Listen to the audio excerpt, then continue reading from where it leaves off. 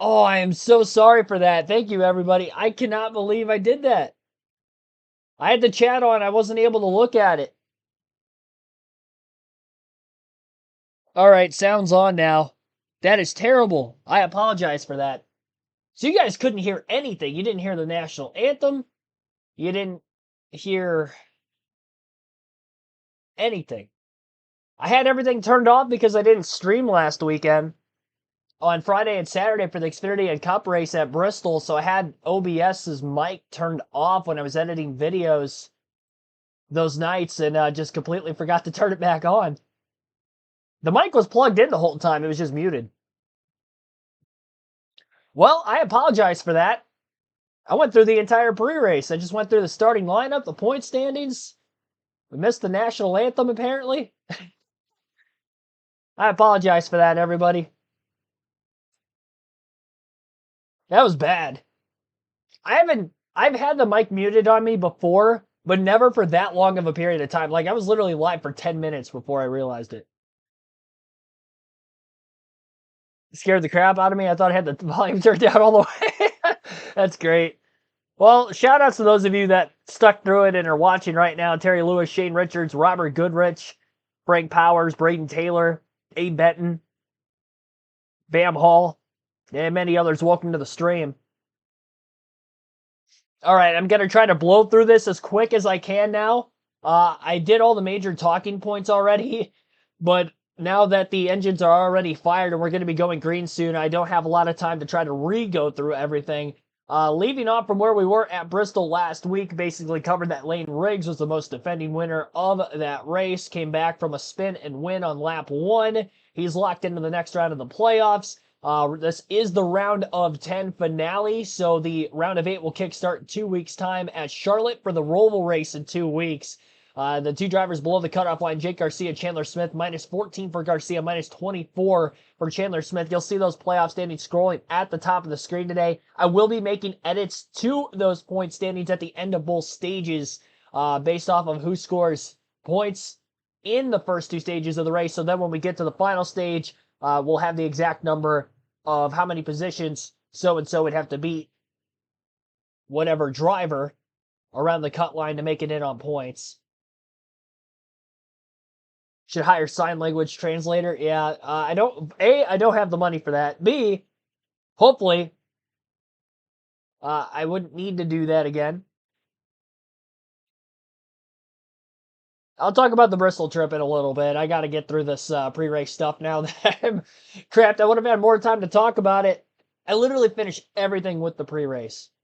Crazy. All right, Corey Heim, Lane Riggs locked into the next round. Daniel Hemrick plus 51, plus 46 for Ty Majeski. 2 drivers plus 29, Grant Enfinger, Tyler Ankrum. Honeycutt plus 18, and Caruth plus 14. I mentioned, again, Garcia and Chandler Smith minus 14, minus 24. Starting lineup for tonight's race, we've got Corey Heim going for his 9th win of the season. He's 2 shy of tying Greg Biffle for the all-time single-season wins in the Craftsman Truck Series level. Biffle in 2000 won 10 races, so 3 out of the last 5 is what he's going to have to win to try to break that record. It is possible. He's never won in New Hampshire before, so this could be a tough task today. At least he's starting up front. Chandler Smith on the front row for this one. Great starting spot. Obviously needs to capitalize on the stage points early, being minus 24 points below the cut line. Ty Majeski, Lane Riggs, 2 great flat/short track racers. Majeski's not won since a 1-mile track at Phoenix last season where he won the championship, and has led laps at Richmond a few weeks ago. Honestly, it looked like he had the best truck. Lane Riggs last week had the best truck at Bristol. And Lane Riggs, obviously, 5 career wins, 4 of which coming on shorter racetracks, 1 mile and less in length. Tanner Gray with Matt Crafton will make up row number 3. Row 4 for Brent Cruz, Corey LaJoy. And rounding out the top 10, Jake Garcia, Tyler Ankrum in row 5. Connor Mosack, Raja Caruth is row 6. Daniel Hemrick, Gio Ruggiero, row 7. Caden Honeycutt and Grant Enfinger in row 8. Ben Rhodes, Connor Jones, row 9. Jack Wood, Andres Perez, row 10. Row 11, Dawson Sutton, Patrick Emmerling. Bailey Curry, Matt Mills, row 12. Tony Breidinger, Mason Massey, row 13. Row 14, Spencer Boyd, Christian Eckes. Row 15 for Michael Christopher Jr., Blake Lothian. Jason Alexander, Nor Benning, row 16. Stefan Malozzi, Tyler Tomasi, row 17. Derek White, and Caleb Costner, round out the field in row 18. 36 trucks in today's race, all of which were on the entry list. Obviously, there was nobody that went home after qualifying, which took place yesterday. So practice and qualifying was actually yesterday evening. They ran the modified series race earlier this morning at about 9 o'clock, 9:15 a.m. local time. A very strange start time for that. Usually it's in the evening on like a Friday or Saturday of the Cup race, but they had it in the morning. Truck race is now, and Cup practice and qualifying still to come later after the conclusion of the truck race.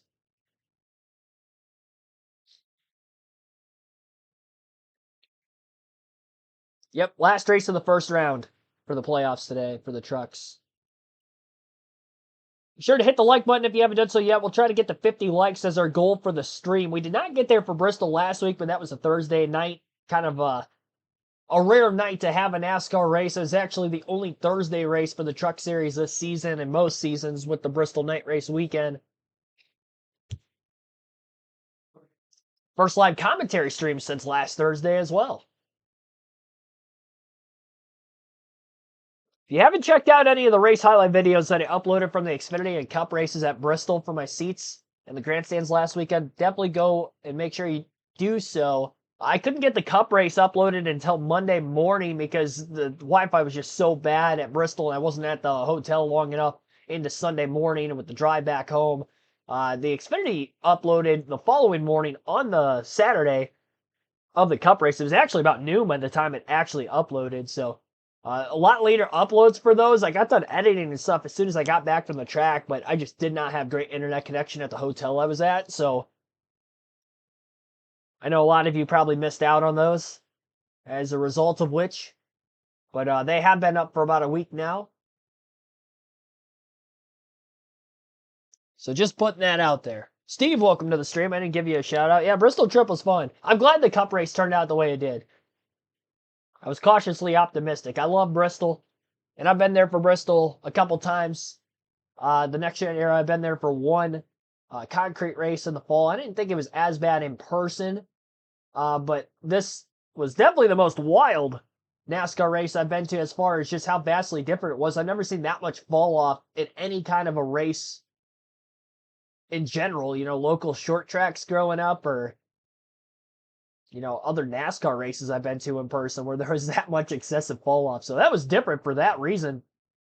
And it made it so unpredictable. Obviously, when you watch the race on TV, maybe have a little bit more justice on pit strategies and whatnot, how many sets of tires they have. You can't really follow that when you're in person, when they have as many sets of tires as they do. And there's various drivers pitting at the same time, different strategies and stuff like that. So in person, it was entertaining to the point where it was so hard to follow that I had no idea who was in the prime position to win that race until about the last 50 laps. And they cycled through that last green flag stop, and I'm like, all right, I know like the 77, the 6, they're probably going to have to pit early because they pitted with like 65 to go. Nobody's gone that far on tires other than Blaney, and they didn't have the pace he did. So I was kind of looking at the 20, the 12, on that long green flag run to the end, and then obviously the caution coming out gave Brad another shot at it. But yeah, it was a fun time. Hopefully you guys enjoyed from wherever you watched the race. Step away for a quick second. You have the sealant that's been put down, giant cracks in this place. Michael, yesterday in practice, you were talking about it looked like ice out there. Yeah, you're going to see them run all the way down off the track in the corners, Regan, down below the white and blue line right there. But then also, they're going to be up out near that outside wall, all over the place. That's what makes it so fun. Let's listen to Chandler Smith's radio.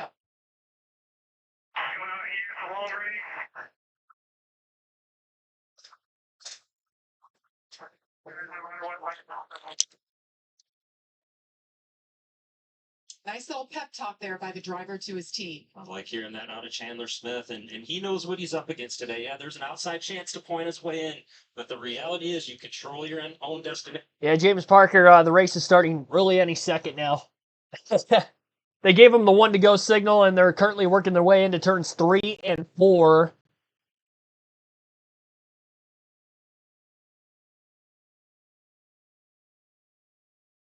$175 laps, 175 miles around this 1 mile flat oval in Loudon, New Hampshire. Pace car pulls onto pit road. Corey Heim elects the outside lane for row number 1 as he'll take the field to the green. And we are underway for our first of 2 races on the NASCAR side of things for this weekend.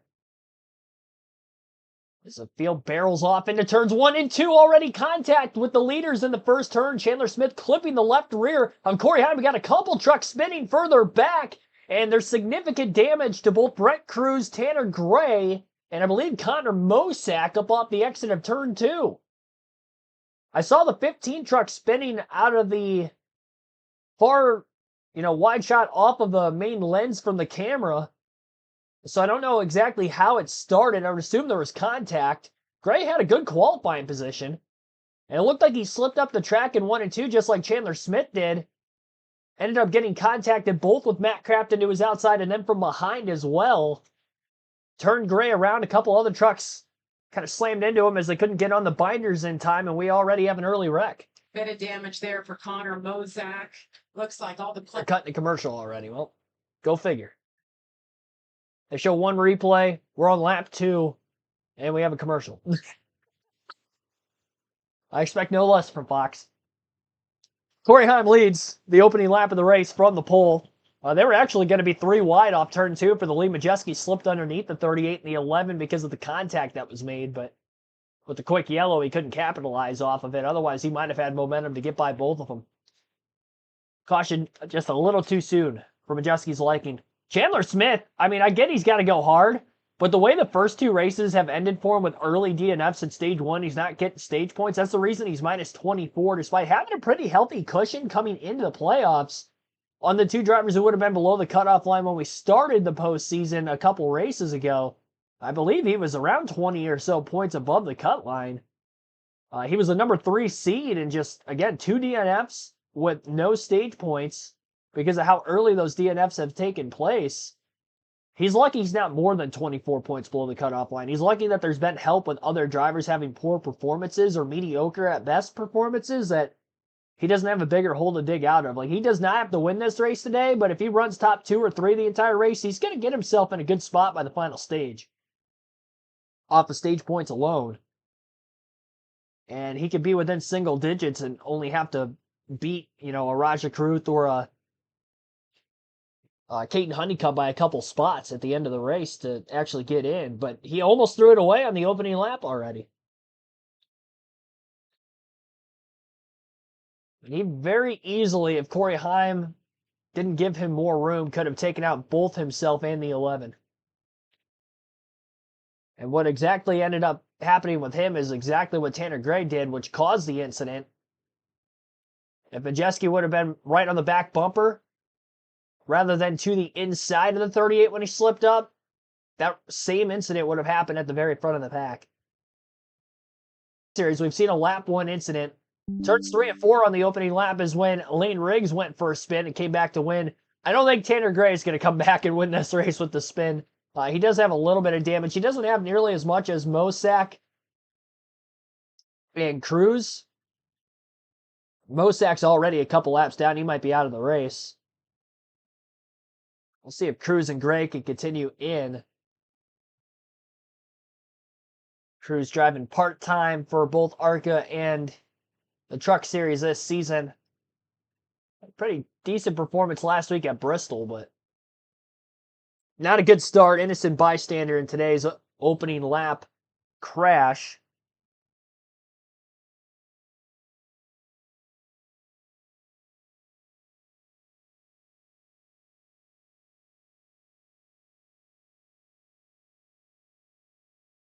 Under caution for the first time after a lap 1 incident involving 4 trucks. Regan, Michael, take us through here. Well, it's just a great start by Ty Majeski on row 2, the inside there, and he gives a big shove to the back of Chandler Smith. Watch the momentum Chandler has going down toward turn 1 because of the push right there by Majeski. That made it hard to turn when he got there, Regan. He gets that big shove that you talked about, Michael, and as he went to the bottom, maybe something happened to cause him to just lose the front tires, overshot the corner. But behind him, what that caused was a gap between Tanner Gray and Ty Majeski. And I think Tanner did the same thing. He got into the corner too far, and it caused him to shoot up the racetrack in the same spot.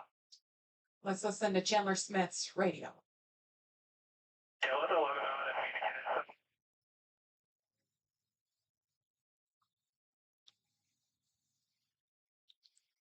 And there you have it, low air pressure. That happens so frequently with these trucks, and especially at a place like New Hampshire. You're trying to keep that splitter on the racetrack. You want it down as low as you can early on so that it stays down low later on in the runs. All right, let's try this again. See if Majeski can get another start like that. He might grab the lead here. Jeske starting on the front row alongside Corey Heim. Green flag.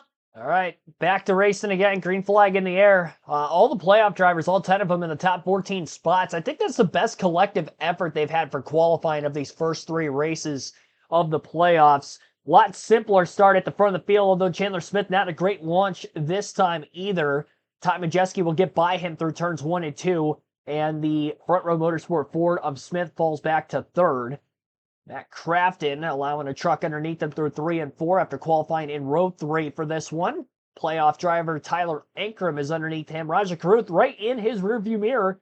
Carruth trying to capitalize, get as many points as he can, while one of the drivers that is trying to chase him in the points is running in front of him. Chandler Smith up in the top 3. Carruth working on Ankrum currently for 7th. Made the pass. And Daniel Hemrick looking to take over 8th now in that 18 truck. Multiple groove racing here at New Hampshire is what we're seeing in these early green flag laps. Some drivers all the way down on the white line, some all the way near the top of the blacker, more recently paved asphalt on the bottom 2/3 of the racetrack on both corners. It's a very old racetrack by way of the race surface, so we should see quite a bit of fall off. And there are some seams in the racetrack that have been sealed in recent years, which kind of creates an extra grip strip, if you will.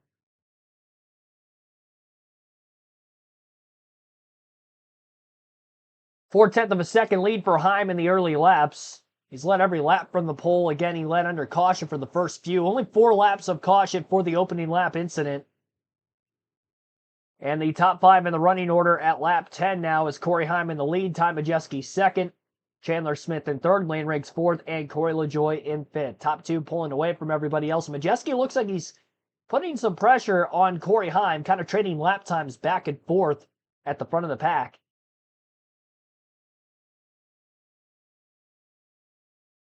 Only 2 non-playoff drivers on the top 10 are LaJoie and Craftsman 5th and 6th. Looks like Craftsman was maybe going to lose a couple spots, but he ended up actually holding on. Right to where he started. He does seem to be holding up the pack of trucks behind him, though, because if you look at the deficit from Craftsman in 6th to Ankrum in 10th, that gap is only about 1.2 seconds between those 5 positions. And Honeycutt only another couple tenths back in 11th from there. A lot of side-by-side racing outside the top 10 also. Still going on around the back of the pack with Christian Eckes is at Dawson Sutton, almost getting turned off the front bumper of Jack Wood in the 91. It looked like Sutton tried to clear himself to the high side going into turn 3. Definitely clipped that left front fender of the 91. Somehow Wood kept it off of the outside wall. And there's a big wiggle by the 26, and I thought he was going to overcorrect to go for a spin also. Nearly had our second incident in the opening dozen laps. But they drive on. Again, that battle all outside the top 10 with those spots. Surprised they're not showing the battle for around 6th through 10th with how tight it seems to be interval-wise. And knowing how many of the championship contenders are running in that said battle. Majeski quicker than Heim the last lap by about 0.2 of a second. A couple tenths before that, he was slower than Corey the lap before. Probably fell back just enough that he had more clean air on the nose, that he was able to run maybe the same line and not push as tight. Was able to get back to the gas a slight bit sooner. It's going to be hard to make passes on the inside.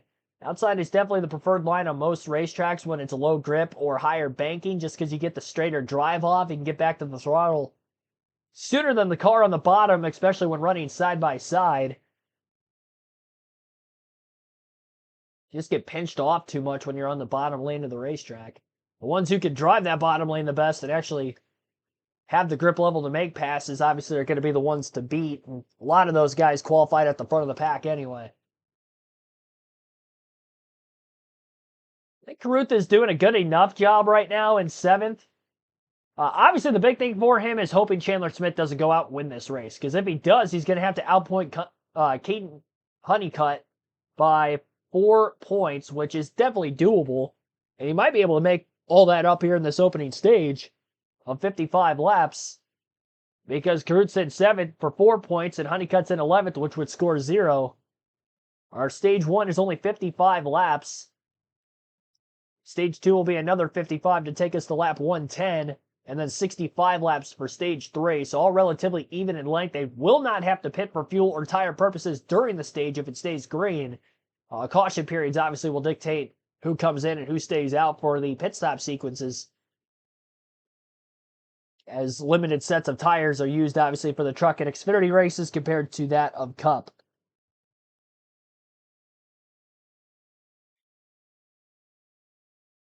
Lap 18 this time by. But good start to the race for Ben. Battle to the 10th position right there, Michael, that you're talking about. And just so people can reference, we've talked about being on the splitter a lot as this race has started. What happens is when you get on that splitter, it takes pressure off of the front tires. It takes load off the front of the truck. And essentially, your truck wants to go straight as we see 3 wide as they battle past Norm Benning, who's lost a lap already. Yeah, the nose, you can see how low you want that nose right on the ground. So you're trying to, that's a delicate balance, getting it right to the ground and then have enough room for it to travel when it gets to the corners and not give up the grip in those front tires. It's Caden Honeycutt there in the 52 driving for Stuart Friesen. That is Friesen's truck, but he'll be out the rest of the year. So Honeycutt doing a great job maintaining his battle to make it to the round of 8. First time being in the playoffs for that young man. At 52 looked like maybe scrubbed the letters off that right front tire on his right front Goodyear. Could have had a little contact there, Regan, and he knows how important this point is. I mean, we're talking stage points. He needs every point he can get. You can see how dark that front tire is, where usually you'll see the yellow of the Goodyear running around there.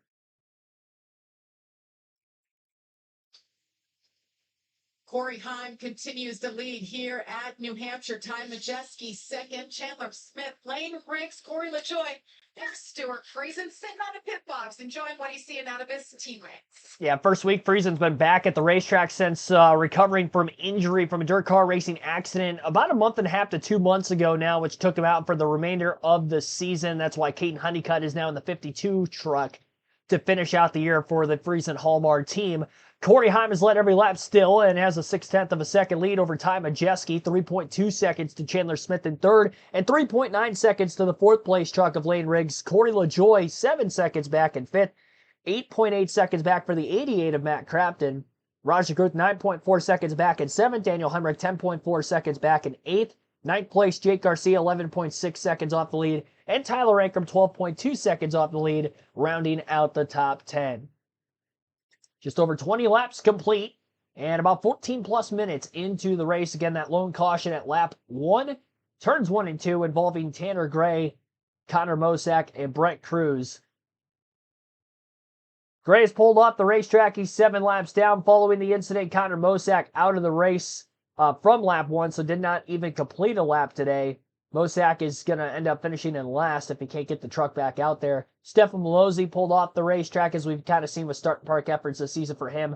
Norm Benning, I believe, still on track, but a few laps down. I don't expect him to finish this thing out. And as far as Brett Cruz goes, he was actually able to stay on the lead lap, but with the significant damage he has, he's nowhere near the top 10 anymore where he qualified. He's 23 seconds off the lead in the 25th spot, so unfortunately Cruz definitely struggling with that race truck and the damage in doing so. Biggest movers of the race right now, Michael Christopher Jr. is in the 62 for Friesen Hallmark Racing today. Started 29th, up to 20th, slow climb. Christian Eckes, who's making his second truck start of the season, his first was at Richmond about a month ago, started 28th up to 19th. 9 spots gained since the restart, and all of which obviously from his initial starting position. So those are the 2 biggest movers, middle of the pack, as we have about 31 laps to go yet in stage 1. We'll take our first break. You're listening live on KRC as our full flag-to-flag coverage continues of the EJP 175 at New Hampshire. AJ Summers, welcome to the stream. Matthew Dorta Bruno, welcome to the stream. Watching WWE tonight? Oh, heck yes. More on that in a little bit. Hampshire Motor Speedway. Love being back in this place. It's been 8 years. We've seen the truckers here, so many of them, as you would think, have never raced anything here. Just a handful, 7 truckers exactly have been here in a truck before. Corey Heim, not one of them. As he continues to lead, he's led all 25 laps of this race. Raced an Xfinity car here last year, so he's got some laps around this place. Did a Wilforce test as well this summer, so I think if you compare all that together with the talent level that he has behind the middle of the season that this team is having, he's in a pretty good spot. But listen, Regan, like I said earlier, he didn't like the way that truck fell off yesterday, Amanda. Are they saying anything over radio today? Hearing so far right now that truck with Corey Heim feels excellent to the guy that's already won 8 wins this season. I talked to Scott Zipadelli about what that means for him as well. And he said, you know, at some point in my lifetime, I might rest and sit down and think about how cool this season has been. But he talked to me a lot about the communication between him and Corey Heim. Said that he's had the same kind of relationship with Brett Moffitt, Austin Hill, and just said that he can anticipate Corey. He knows within 3 seconds of walking in the hauler of what Corey's mood is, but he said my driver has it all. He has maturity, he has discipline, he has talent, he's got it all, Caleb.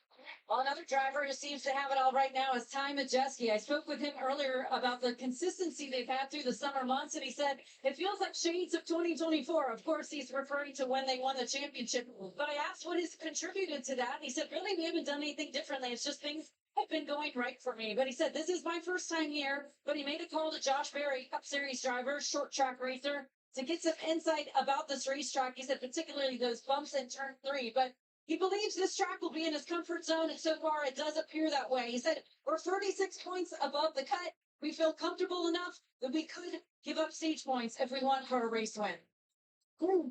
Hanging the back out there too, huh? Ty Majeski and team really turning it up. We mentioned at the top of the show.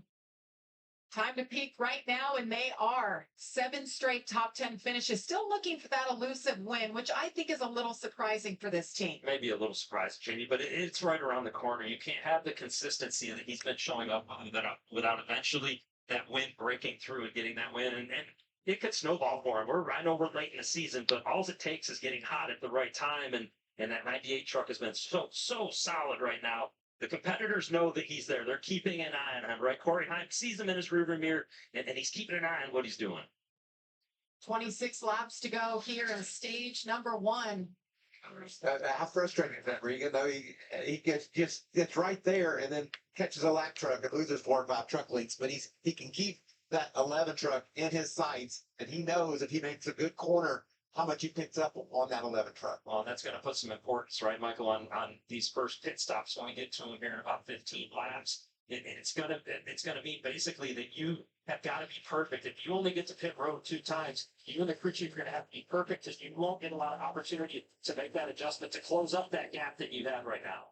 What about the pace for our man Daniel Hemrick? We talked to him before the race, said he felt like they were in a good spot. You can see just ahead of him, Raja Caruth, a couple of guys battling for some playoff lives. And they're fast so far. Daniel Hemrick up to 8th. He was very real yesterday about we just need to be better. And the good thing for these teams, guys, they had a nice long practice session yesterday, 50 minutes. They were playing it then. They had a chance to talk about it, think about it overnight, and adjust for today. A lot more time than they typically give with that 3 hours of gap between practice and race. And I say this every time that the Craftsman Truck Series has this 50-minute practice, Jamie. I'm a huge fan of that. Give the drivers the opportunity to really understand what's going on when they get hauled on tires. As we see 3 wide here down the front stretch. Oh! Daniel Into the wall. The 0-2 goes around as well. That's Jason Alexander. That was a mess all the way down the front straightaway. Caution now, second time. Drivers going 3 wide, trying to work their way around lap traffic. There's the truck of Caleb Costner just ahead. Man, that was a mess. You can almost see that. You could see it brewing as they were coming across the start-finish line, and everybody got kind of mixed up down the front straightaway here. I thought I saw Hemrick bounce into the wall. Maybe he escaped it. There's Henrik moves alongside Raja Caruth. There's Jason Alexander trying to work their way around Kate Wasner. What it there? Oh no, you saw the contact by the 19 truck battling for his ability to stay in the playoffs. And that's a lot of damage, and that was a hard hit. Watch. So that's a better idea here, Michael, as to how hard. Oh, and you hear that contact. That's the worst corner of the truck you could have that damage on, especially in New Hampshire. That right rear quarter. Oh, no. I think it snapped the front back to it.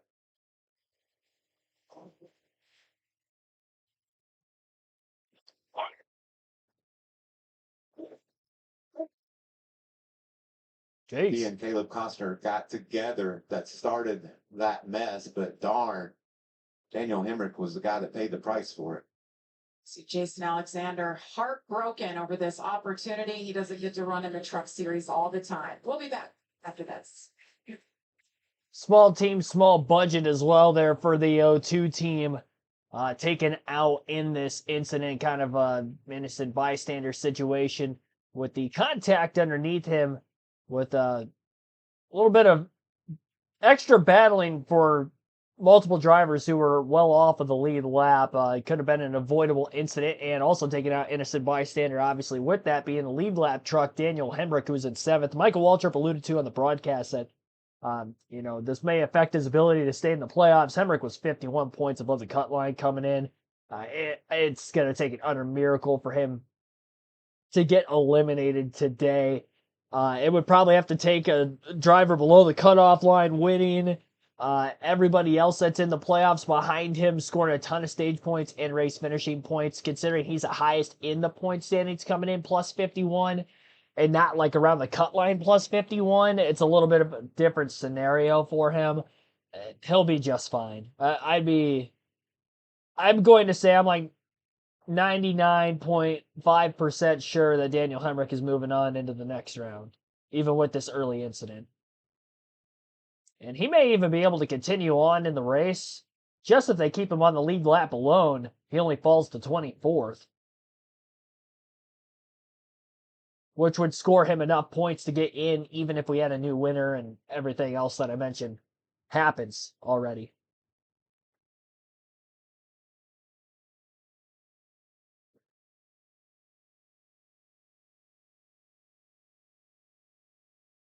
Emogene Blevins, thanks for tuning in. Taking Corey Heim for the win. Going to be fun. Great racing. Yeah. So far, it's been all Corey Heim. 36 laps in. Long ways to go out of 175.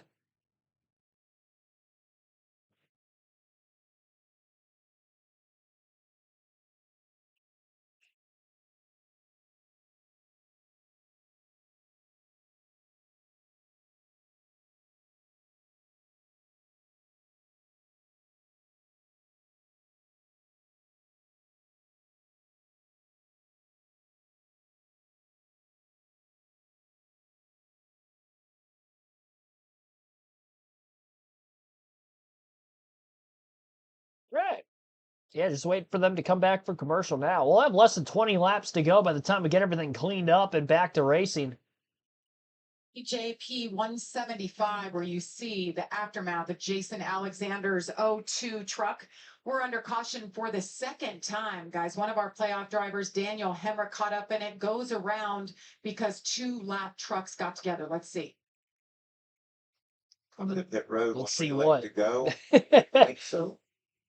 Stay out is the call for the front runners. Got a few takers. Back cracking guys. With nothing to lose, it's a pit road. Yeah, the guys that were basically in a position where they were outside of the top 10 for any points they might need. Why not take the chance to try to flip the stage? And Daniel Hemrick ran around. He is on pit road, Amanda. Yeah, that's one guy that's definitely coming in here to assess the damage on the right-hand side of that truck. I did hear from the team and Kevin Bellecourt to say, get on the right-hand side of that truck, change those tires. The plan is to go back out and come back for the left side tires. But Kevin Bellecourt on his feet, overseeing this. They teamed up at IRP, and Daniel and Kevin have loved the pairing between this team. I think there's a a lot more damage to that right front than we think. Right This is a front or good right view We're rear? going to show you now what happened as Daniel Hemrick exits turn 4. Jason Alexander goes to the bottom, and I don't know if he can make this corner even if Caleb Costner isn't there. Look at that angle. He shoots it way too far, Yeah, what was that? locks up the brakes, and runs into the side of Costner, and that just, golly, Daniel Hemrick just a victim of circumstances. Wrong place at the wrong time, Michael. The other thing you got to remember, when you get that far down to the bottom of the racetrack, there's dirt, there's debris. The track's not very clean down there. So even if you could make the corner, your tires are going to have less grip, and they'll cause you to go straight up the racetrack as well. So just a bad situation all the way around when you get down that low on the track. Daniel Hemmer came in third in points, a nice cushion above the cut line. So that's why they want to take their time, get this truck fixed up, maximize points here after that. That just looked like pretty heavy contact into that safer barrier for that 19 truck as he angled into turn 1. Hopefully the truck can be competitive enough. And I think the silver lining, Jamie, you just mentioned that they came into this race 51 points above the cut line. Let's not panic right here. Let's be calm. Let's repair it, as Michael just said, the right way. Do the things that we need to do, even if there's a lot of damage, right? As quick as this truck appeared to be early on in the race, let's just salvage what we can right now. And now the focus becomes, let's get through to the next round of the playoffs and make sure that we're safe.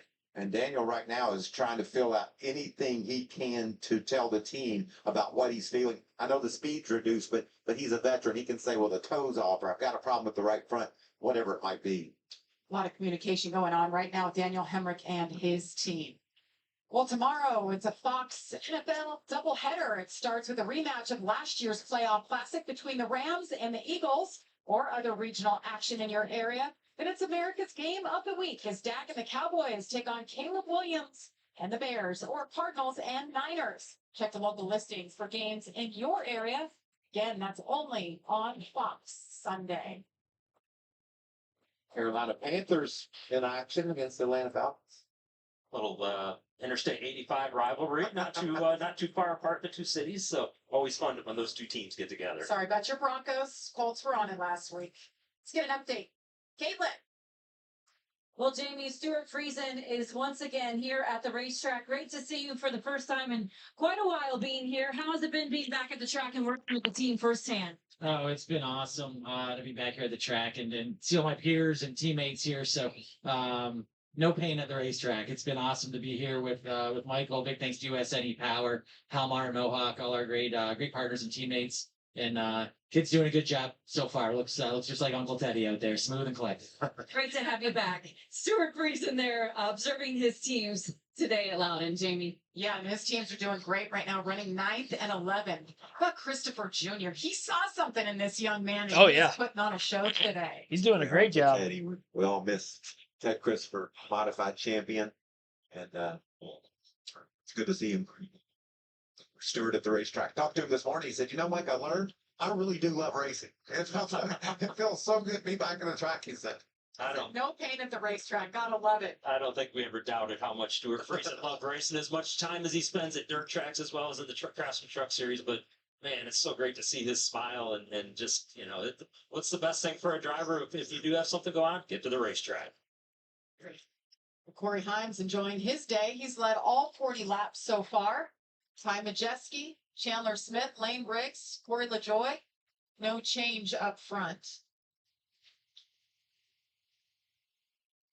So they do have 3 sets of tires for this race. And Regan, you laid out the strategy. Yep. What we can expect, basically, but not a ton of fall off for these tires. Yeah, nobody really wanted to pit up at the very front of the field. Matt Crafton from 16th was the first off of pit road. The top 15 stayed out completely. Green flag is back in the air. Big mistake in the restart zone for Ty Majeski inside of row 1. He spins the tire, stacks up a few trucks behind him, opens up the opportunity for Chandler Smith to get back into second place where he started the race behind our race leader, Corey Heim. And up out of turn 2, they'll be single file in those top 3 spots. Corey LaJoy moves up to 4th, getting by Lane Riggs as well, who was one of those trucks stuck in the bottom that got trapped behind the 98. And Majeski right back on the attack. He had much more pace than that of Chandler Smith earlier. Oh, hard into the wall. A couple trucks out of turn 4. Somebody's just absolutely destroyed the wall with the back of the race truck off of turn 4. And I believe that was the 41. That was a pretty violent impact. Connor Jones. That's about as hard as I've seen somebody back it into the outside wall in a minute.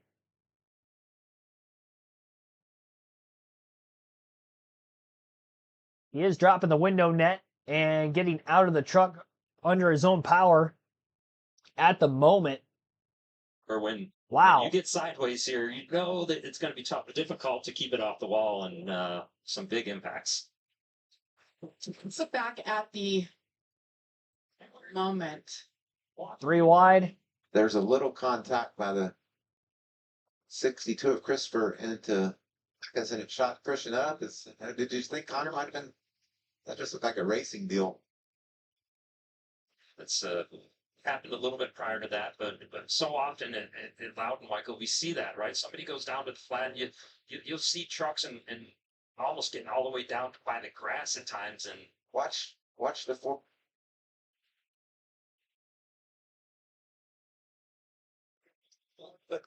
Oh, and then the 16 turns up.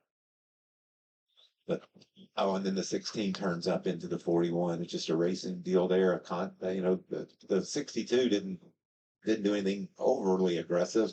Made a little contact there, and unfortunately, Connor Jones suffered the price. Well, and you can see the 62 was following the line on the bottom of the racetrack, and he was thinking, okay, I'm in a good spot for exit here. But what happens at Loudon? You go up and almost dime in the middle of the corner. Christian Eckes had done that, and he was trying to get a run off of the corner to get to the inside of Connor Jones, and they just came together. Ran out of room.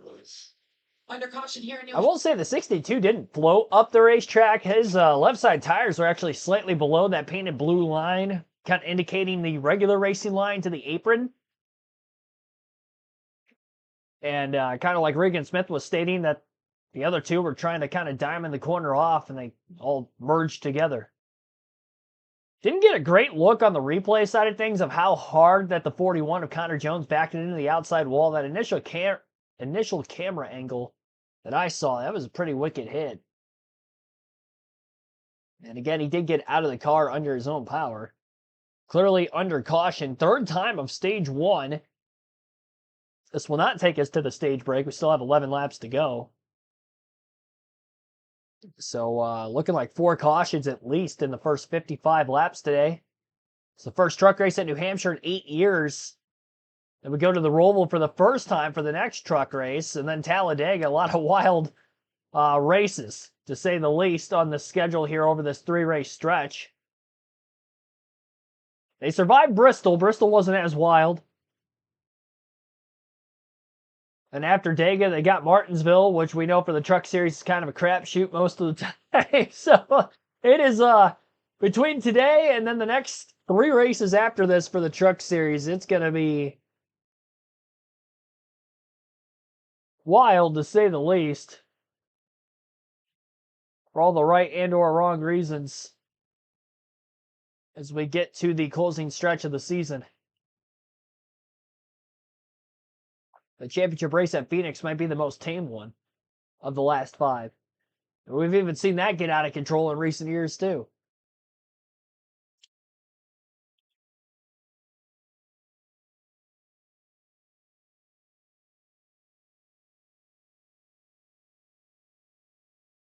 So under caution, Corey Heim leads, Chandler Smith 2nd, Ty Majeski in 3rd, Raja Kruth 4th, Jake Garcia 5th, and Caden Honeycutt 6th, Gio Ruggiero 7th, Tyler Ankrum 8th, Andres Perez 9th, Grant Enfinger in 10th, Matt Crafton 11th, Ben Rhodes 12th. But the drivers that ended up coming onto pit road and taking tires, this is not a good caution for them, because that's going to be less time to actually get to the front of the pack and score some stage points.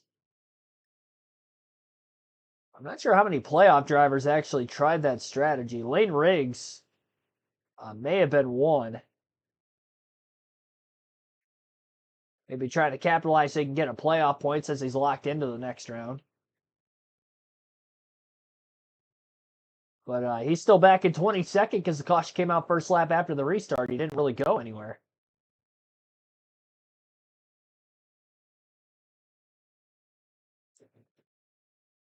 On the cut line right now as they run, they've got Enfinger plus 14. So he's now in that final spot above the cut line. Garcia still minus 14. Chandler Smith, who came in minus 24, is now minus 15. Roger Kurt doing a great job. He came in first driver above the cut line. He's in fourth. Only 2 spots behind Chandler Smith. Jake Garcia in fifth, also doing a great job. So the 3 drivers who were first driver in and the 2 drivers out of the cut line, all 3 in the top 5, second, fourth, and fifth, headed for the next restart. Riggs was a taker, so he came down pit road, got some tires.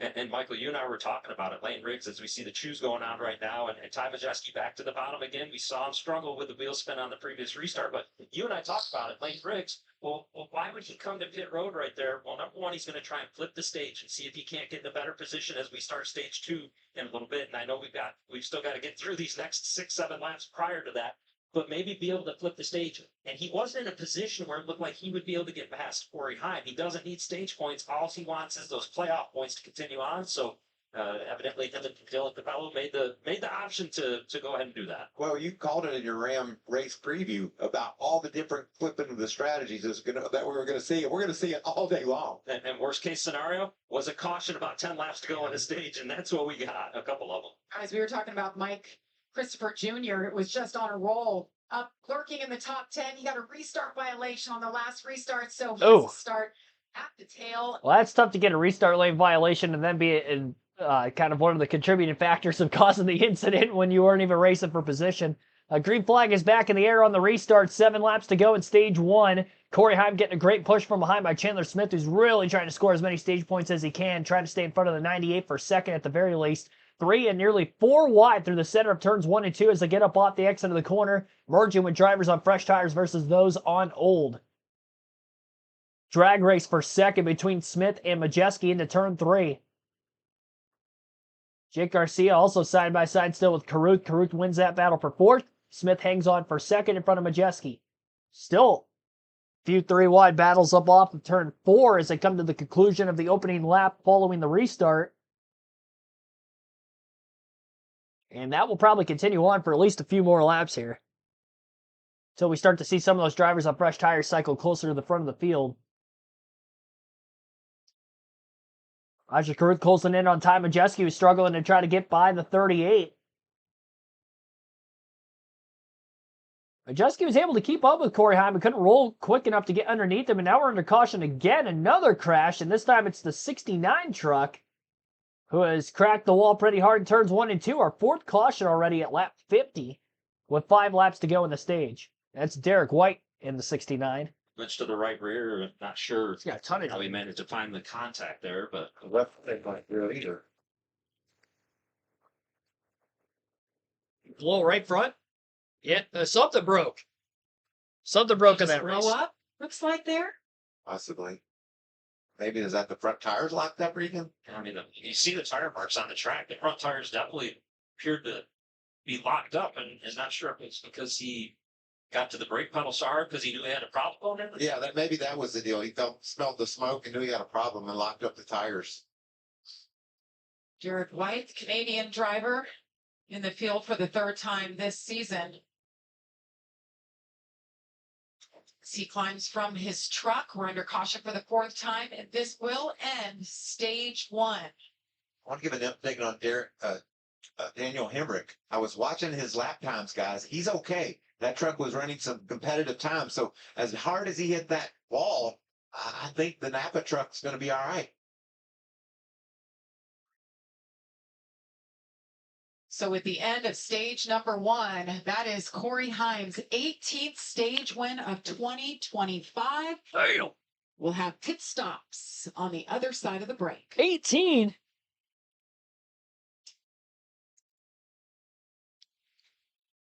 He's still got 4 more races left after this. And another stage today. Yeah, I definitely think he's getting over 20 by the end of the season. He might end up getting over 20 by next week. He wins stage 2 today, and he's won the first 2 road course races of the season. He might end up getting them at the Roval, too. Although, he might not get them there, depending on how the stage splits are going to be and the race length. Just because of pitting before the end of the stages. where the road course racing is here in NASCAR when it comes to stage racing. Gene Huddleston, thanks for tuning in. And anybody else who I haven't shouted out that have been watching throughout today's live commentary coverage of the Craftsman Truck Series at New Hampshire. Stage 1 finally complete. 4 cautions, all for incidents. We've kind of had 3 of them back to back to back with very little green flag racing here in the later going of Stage 1, plaguing the amount of time we've had on this race as we still have over 120 laps left. When we get to the end of the stage under caution, it'll be Corey Heim picking up his 18th stage win of the season, which is most of the stage racing era in the Truck Series history. And he's still looking to add to that. Trying to go for that 9th win of the season and put him 1 behind Biffle for all time in the Truck Series of one single season. Chandler Smith is in second, needed those stage points, got it after starting second. Ty Majeski third, Roger Caruth fourth, and Jake Garcia in fifth. Caden Honeycutt is sixth, Andres Perez seventh, Brett Cruz eighth, Dawson Sutton ninth, and rounding out the top 10, Tyler Ankrum.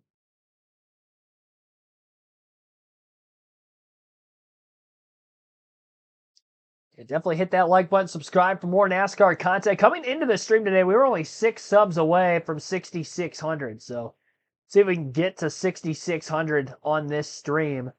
And this is our first of 2 streams of the day. We will be streaming later as well. 3 p.m. Eastern is our scheduled start time for practice and qualifying for the NASCAR Cup Series. That could be delayed a little bit depending on how long this race goes.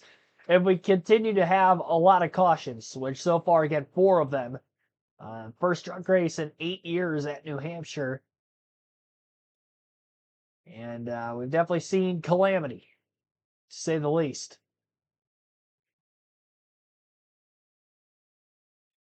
Either mid-pack or back in the pack with trucks a lap down have been the majority of the incidences, except for lap 1 with Tanner Gray, who's just inside the top 10 after starting in row 3.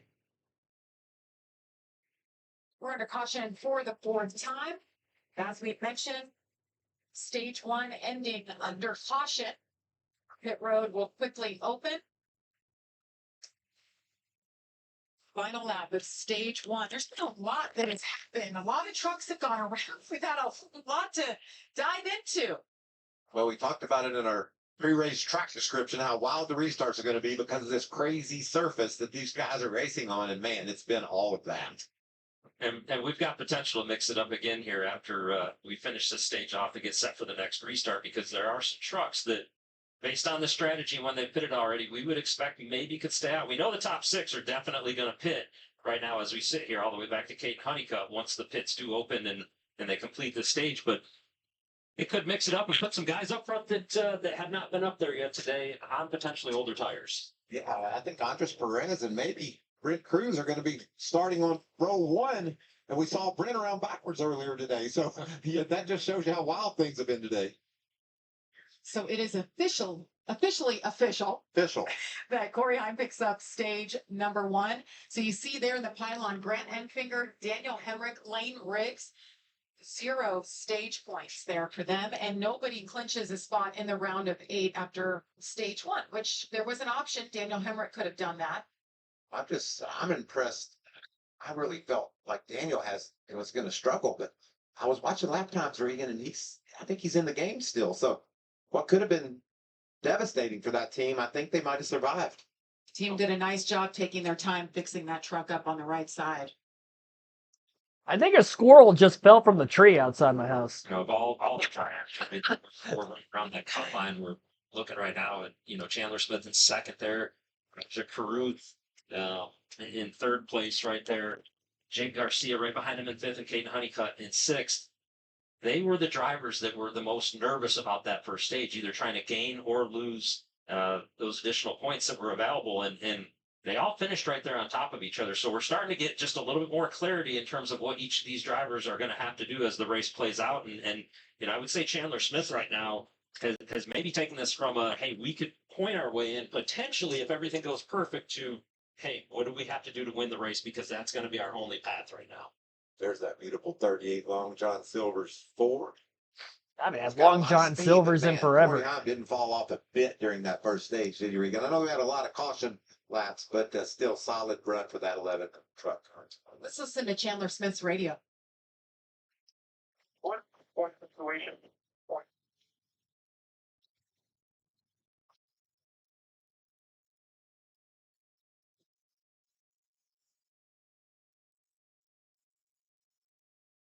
Yeah, he's being engaged. He wants to know where they stack up.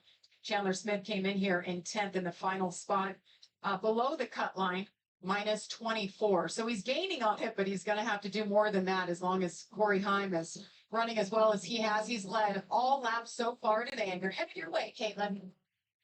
Yeah, Chandler Smith saying really good balance, a little free on lateral drive, but he does like the truck. They're going to take a round and a half out of the left rear. He said it's definitely a lot better than it was yesterday. Now, Tom Majeski in that 98, he said the truck's okay. It's a little tight. I feel comfortable on entry. If I could get the lead, would be pretty good. He said, I don't want to pack her out. Air pressure adjustment only. Amanda.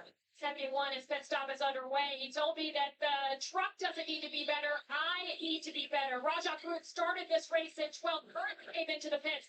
Fourth in from Corey Heim. What a day for him. Scott Cipotelli told me that they were into the office at 9 o'clock every night this week. To be a championship team, it starts right here. Thank you, Amanda. Job well done by Kate Honeycutt's team. Gains him 5 spots on pit road. You see Chandler Smith loses 3 spots on pit road. We'll shake it all out, get the restart, and the start of stage number 2. That's coming up next. Wow, 5 spots gained in the pits there for Caden Honeycutt. See how it's going to work out for him on the restart as he's got the track position for the first time today. We might have a few drivers stay out of the pits who also cycle to the front after they had pitted towards the late caution periods that we saw in the first stage, excuse me. I checked on the squirrel that looked like it might have fallen from a tree branch outside of my house. I didn't see a squirrel laying down on the ground in the fetal position, so I think we're okay. I figured I'd check. Otherwise, I was going to have to, between streams, go out there and scrape him up and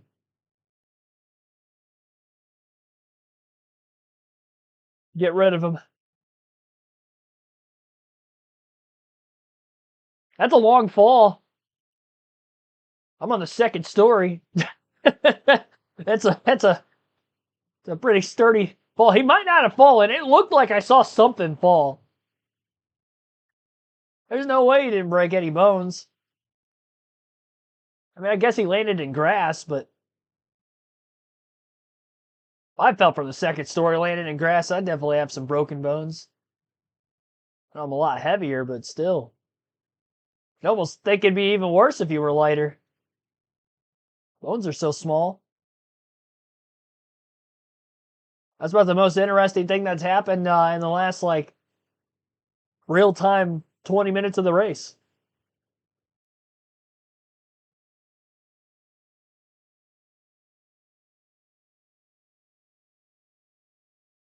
About to get into the oh no stage. Loudon is very temperamental. Well, I thought that was the oh no stage. We've had 3 cautions back to back to back, 4 of them in stage 1, all for incident in the first 50 laps. Almost 50 minutes into the race already. This is not a very quick average race speed, let me tell you. I don't think that Cup practice and qualifying is going to start at 3 o'clock anymore, honestly. If we keep at the pace we're going right now, it might be more like a 3:30, 4 o'clock start for that. May have to move the stream start time back, obviously, depending on how things go time-wise with when the race finishes today.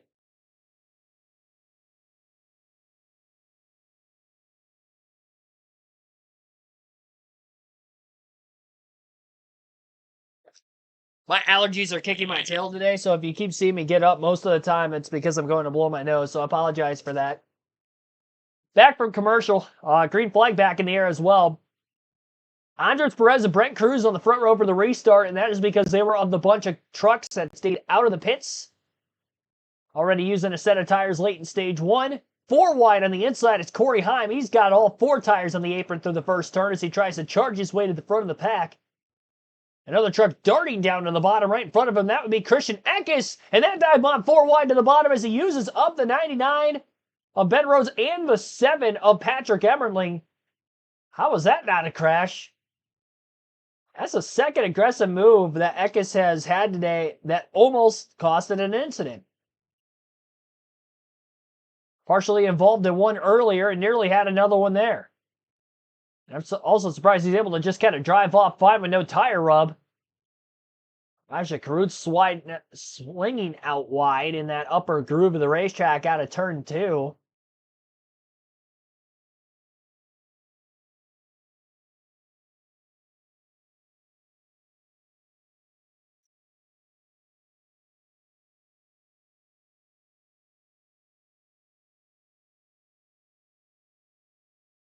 So Perez, Cruz, Ruggiero, Sutton, Crafton, top 5. Christian Eckes is 6th. Highest running of those that pitted for fresh tires will be Corey Hyman, 8th, who won stage 1. Next driver behind him in the running order who would also have 4 fresh tires, I believe, is Corey LaJoy in 11th. Non-playoff driver LaJoy, I believe only making his 4th or 5th truck start of the season, as he's going to be driving that 77 for the rest of the year. And they're in the owner's playoffs. I haven't really talked about the owner standings much, but that 77 truck, I believe, is one of them going for it because of the Spire Motorsport wins earlier this season. 71? The 7, sorry. So Patrick Emmerling in the 7 would be going for the owner's points for the 7 team. And they were above the cut line by 12 points over Raja Karut's 71 team at Spire coming into this. Spire Motorsports had a couple of wins this season with that 7 program. Kyle Busch, Kyle Larson, and Carson Hocevar all won a race for them, so they had 3 wins, giving them a good owner's championship finish, and obviously enough playoff points that they're still above the cut line. And Patrick Emmerling having a good day so far in 10th place. Getting split 3 wide middle as he's on older tires right now between a couple of drivers standing playoff drivers, both for Front Row Motorsports, Lane Riggs and Chandler Smith. Riggs around the high side, Smith around the low side, and they'll both end up getting their way by the 7 and both move back inside the top 10 here. And they're catching up to Corey Heim, who actually lost the spot to Caden Honeycutt. Honeycutt won the race out of the pits. Heim was winning the race of those on the fresh tires until now. Did he use his stuff up too early in the run when he was making those 4 wide maneuvers on the apron? Maybe got a little bit in the dirtier part of the racetrack? Whatever the case is, Honeycutt's outright past him in traffic. It's also the first time that Himes had to deal with dirty air the whole race because he led every lap of stage 1 from the pole. So he's definitely got a different handling for his race truck, no matter what the adjustments that they may or may not have made during the last stage compared to what he has at the moment. And they'll probably have to adjust accordingly with the next stop coming up at the end of stage 2. But he's going to have a little bit to deal with that because we have 43 laps to go yet in the second stage. Each of these teams still have 2 sets of tires left the rest of the race as well. I'm also shocked that Brett Cruz is still holding on to second. He's got quite a bit of damage from that opening lap incident. He was, I believe, 12th or 13th at the end of stage 1 with that damage. Obviously stayed out of the pits, and he's still up in second. Tires matter here at New Hampshire, but although we're not seeing a whole lot of quick movement for those on the fresh Goodyears behind, they're still struggling to make the passes. Side-by-side battle for 5th right now. Christian Eckes around the high side in the 16. Getting by Matt Crafton, the 3-time truck champion who will be retiring at season's end. Crafton's hung on in the top 10 the whole day.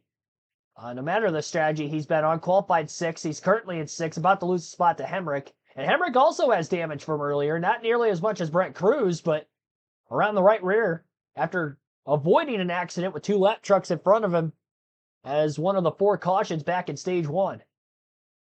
The second of which, to be exact.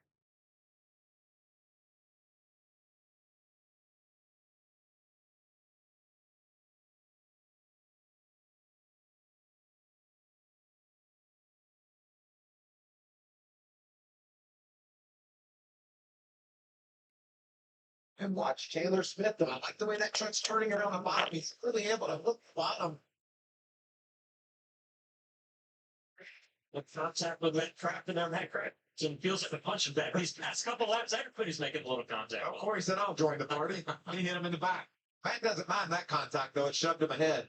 But watch that 38 truck, how low he can get and how fast he's able to accelerate. Three wide for a moment there on the exit of the corner, and Craftsman unfortunately got the worst out of that 3 wide, losing 2 positions. Corey Heim, 8 wins this year. Racing Chandler Smith has picked up 2 wins this season. His first year back in the Truck Series. You have Lane Briggs back there, a 3-time winner already, but he's punched his ticket to the round of 8. There he is. Man, those trucks are really even around this racetrack. That's it from Chandler Smith. Michael, you talked about him being able to run the bottom, but so often, once you get a couple laps on tires, you don't see trucks able to stay side by side, especially when we're talking what we think are 2 of the best trucks in the field potentially right here. And you'd say, well, why are they racing so hard, not just trying to get through the traffic? Well, they know that they don't want to have to pass each other when they get back to the front of the field if they're able to during the stage. There's Honeycutt on those 2 tires, holding his own, and up ahead of him, Daniel Hendricks up to 6th. This is a great run for Dawson Sutton, too. So many cool names. You know, when you flip the stages, you get to see some faces up toward the front that you don't usually see. This is awesome to show you the talent of some of these racers. We mentioned it, Andres Perez right there in the 44 truck. Swap teams mid-season. Here he is leading his first laps ever in the Craftsman Truck Series. We'll be back from New Hampshire after this. Perez is still holding on strong. Nobody that pitted for the fresh tires had made their way back inside the top 10 yet. Closest is still in 7th, which is Caden Honeycutt, or at least was. Corey Heim has gotten back around the 52. Again, great battle going on there for 7th place. So track position maybe meaning a little bit more than what I would have thought. Not as much tire wear. I think a large part of the issue is because the drivers that ended up pitting with the quick cautions on a repetitive basis, they really only have a couple lap older tires than those that pitted before. It might look like they've got 14 to 15 lap older tires, but we only had 2 or 3 green flag laps in there. And this isn't as abrasive of a racetrack on tires as, say, like a Darlington or a Homestead or something of that nature. Richmond. So 2 to 3 laps here is definitely not as equivalent. And because of that, top 5 are holding on strong. Some movement within those top 5 spots, like Cruz moving backwards with the damage, and Matt Crafton falling out of the top 5, and now I believe is out of the top 10. Yeah, Crafton's fallen to 13th. That's about as far back as he's been, strategy-based wise, really the whole race. See if he can bounce back at some point. 27 laps of caution, by the way, so far. All of which taking place in the first just over 50 laps of the race. Get some green flag racing in now. We did have a longer green flag run in from about lap 5 to lap 32. About 27, 28 laps, give or take. It's the longest green flag run of the race so far. We'll see if we can eclipse that. We'll take a quick break here. You're listening live on KRC as our full flag-to-flag coverage continues of the EJP 175 at New Hampshire.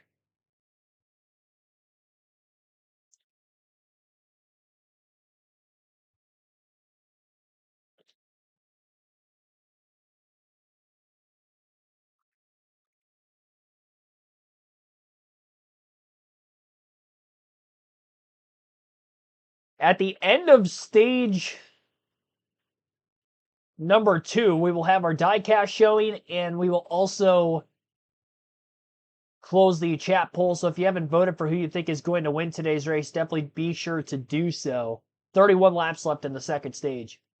Up front.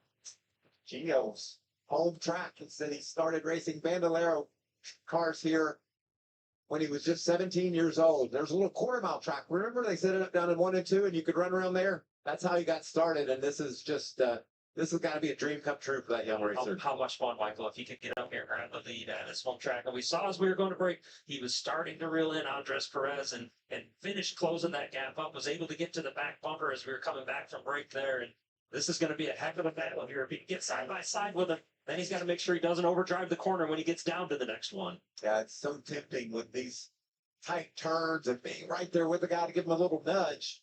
But so far, Gio's kept it clean and just battling really hard. He's only 4 Trumpet Perez. Gio Ruggiero from Seekonk, Massachusetts, the 20-year-old. You see, he started back there in 14th today, and he has been on rails. Team getting it done, strategy, pit row. Just waiting for his opportunity to try to get around the 2024 Arkham and Art Series champion, Andres Perez.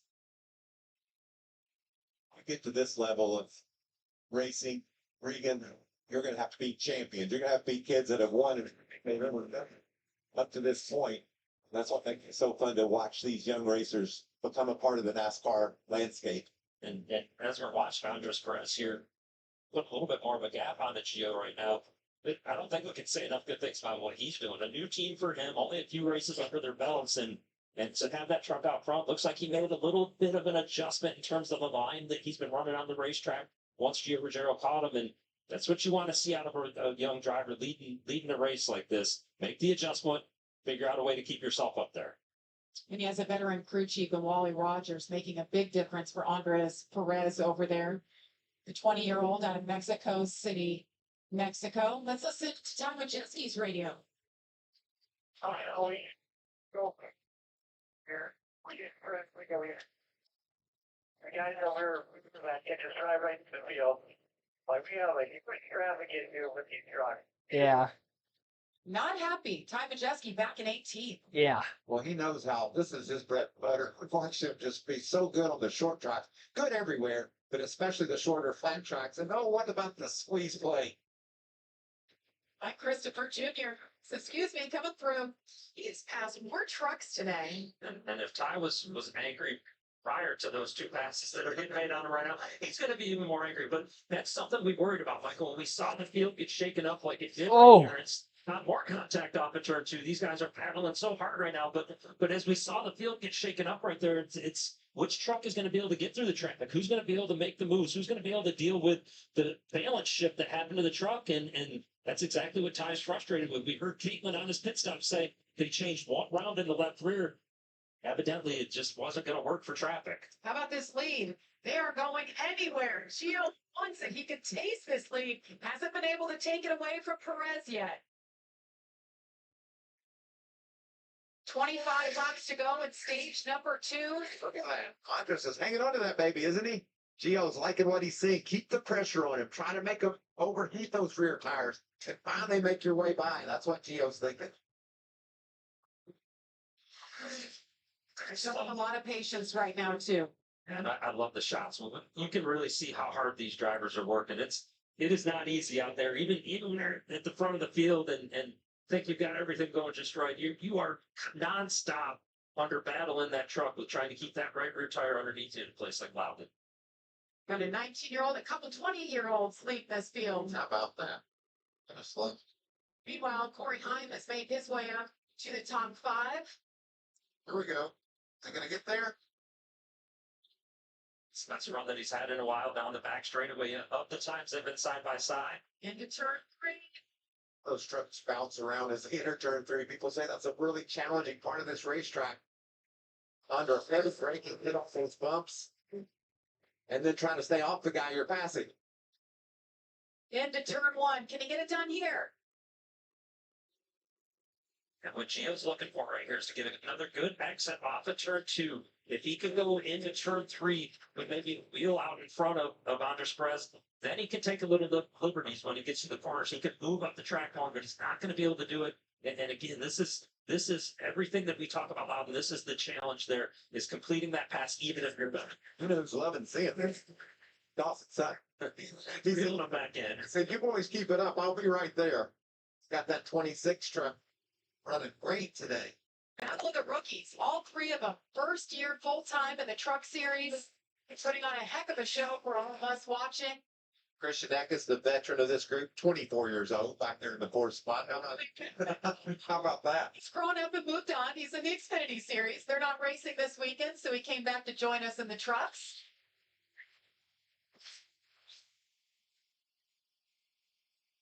There's Corey Heim making his way back toward the front. I wonder how tough Trenton is here. Corey's done a nice job, but man, he's still not quite there yet. 20 laps to go in stage number 2. Andres Perez has led 34 laps. He hangs on to the lead just barely over Gio Ruggiero. We're going to step aside, but you won't miss a thing. We're going box side by side.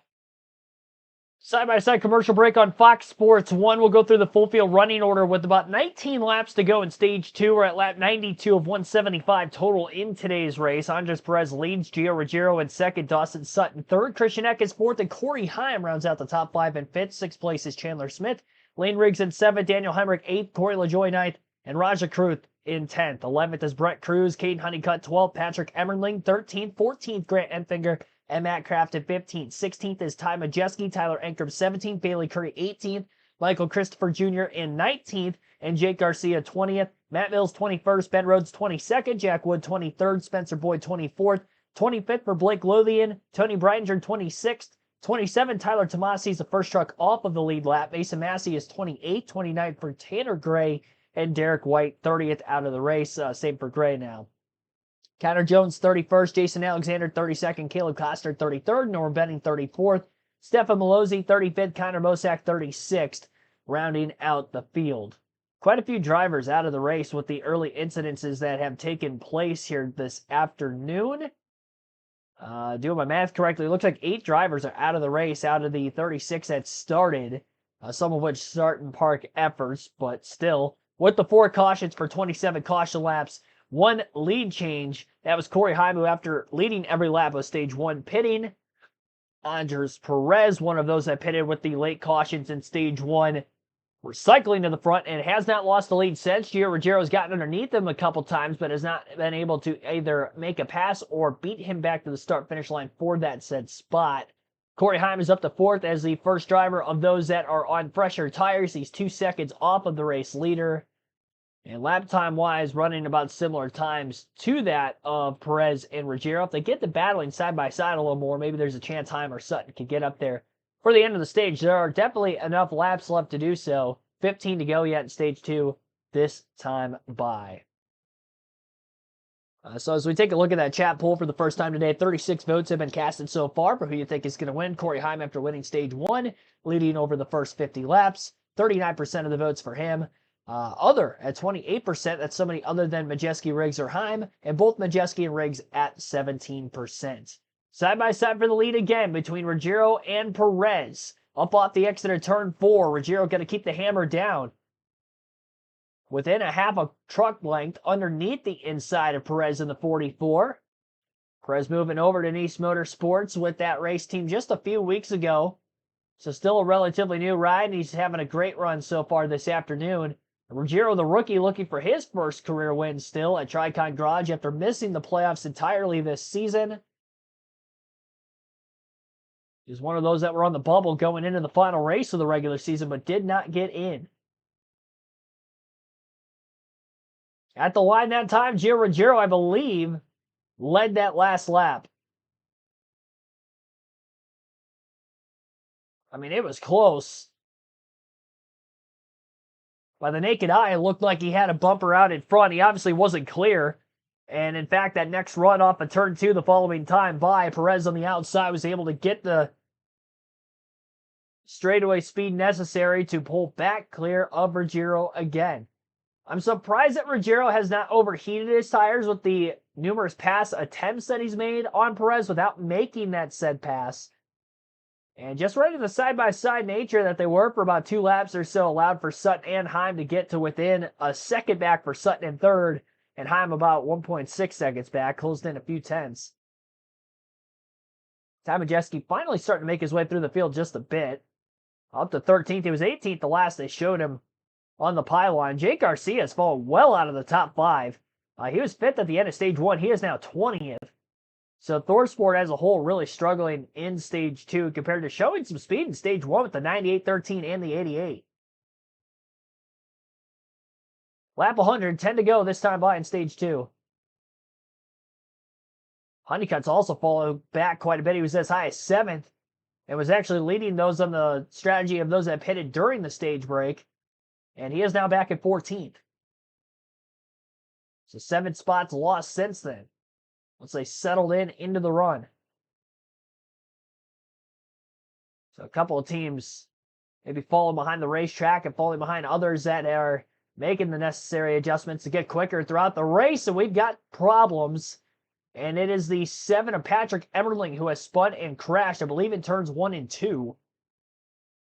And there's quite a bit of damage. It looks like the right rear tire may be down on that 7 truck. Not sure if that was after the spin or before, but it is on the rim. And quite a bit of damage to both the left front as well as majority of the damage around that right rear where the tire came apart. And probably got up against the wall. Emmerly was one of the drivers in the owners' playoffs. I mentioned he was 12 points above the cut line, or at least the 17 was 12 points above the cut line going in. And he's got quite significant damage. Championship hunt. So Rick, it's funny. We were talking earlier, and I was like, I don't know. Calling crew chief buddies and say, "What are you going to do?" I don't know what we're going to do. I mean, I don't know if they will tell us or they really. I think it just depends on so many different circumstances around what lap it is, where the competition is, how many points you need. I mean, there's just so many factors that go into it. And I think, Michael, that based on what we've seen so far in this stage, right, that you're almost going to have to, if you're in the top 10, plan to come to pit road if you want any chance to win the race or get a good result at the end of the race. But then when you look at some of the guys, maybe a Caden Honeycutt in 13th, I know he has no left rear left and he's not happy, but if you can have the opportunity to leapfrog back up to and restart on the front row, cool your tires down a little bit, get some stage points that you weren't otherwise going to get, do you have to maybe be tempted with that just a little bit? Tempted a little bit, but you also don't want to be the guy on the island. You know, everybody else comes in behind you and all the fresh tires line up right on your tailgate. So, so many different, like I said, so many factors are going to play into this decision. It's going to be really interesting. how about those youngsters up front? They're finally, their tongues have got to be hanging out. What a battle they put on. As we have just 8 laps to go in stage number 2. Andres Perez led 46 laps here in this stage. First laps led in the truck series. But there were several trucks, Jamie, clicking on faster laps than our leader. I know they were having that battle. See if they open up the pit road.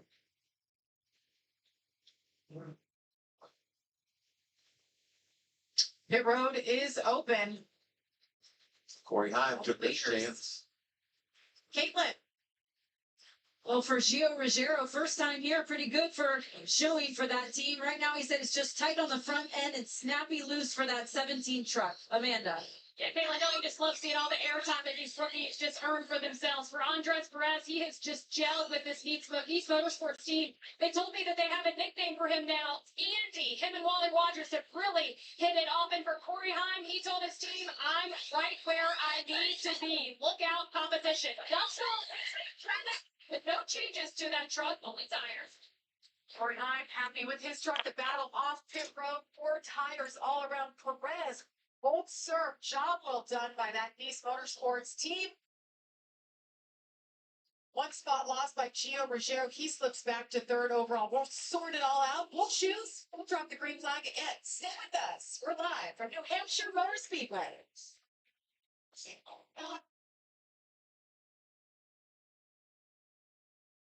All right. I kind of missed the cycling of the pit stops there. I had to take a bathroom break, but I'll get the running order up on screen here shortly. I was expecting more drivers to hit pit road, knowing how much the track position mattered, with few laps on tires, and considering we're only going to have a few laps to go in stage 2 when we get back to racing here shortly for today's action.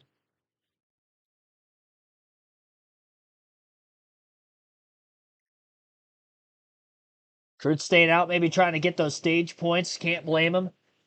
Came in the first driver above the cut line, plus 14. He finished 4th at stage 1. If he can hang on to win this second stage, that would be massive for him. If he stayed out. I still got to Wait for our leaderboard to update potentially here. Only gonna have a couple laps to go though. When we get to this next restart. A lot of racing still left in this one. All right, running order has updated. So Raja Karuth will be the leader. Blake Lothian second. Andres Perez third. They all stayed out of the pits. And Corey Hyman fourth, the first of those on fresh tires. Giro will be fifth. Lane Riggs sixth. Seventh for Chandler Smith. Spencer Boyd in eighth. Correct that. Boyd just hit pit road a little later. So after Smith in seventh will be Daniel Hemrick in eighth. Corey LaJoie ninth. And Caden Honeycutt back up to 10. I wonder if Blake Lothian's going to hit pit road before the restart, too. He might. NASCAR needs to scrap the charters and turn into 12 Hendrick Gibbs cars if they don't. I think you would think it'd be the other way around. Because under the new charter rule, you can only have up to 3 teams, minus the 2 that were already at 4. They're kind of grandfathered in, if you will. To that clause, which would be the Gibbs and Hendrick 4-team squad. So if they did away with charters completely, I would assume that that means we could have more than the allotted entries.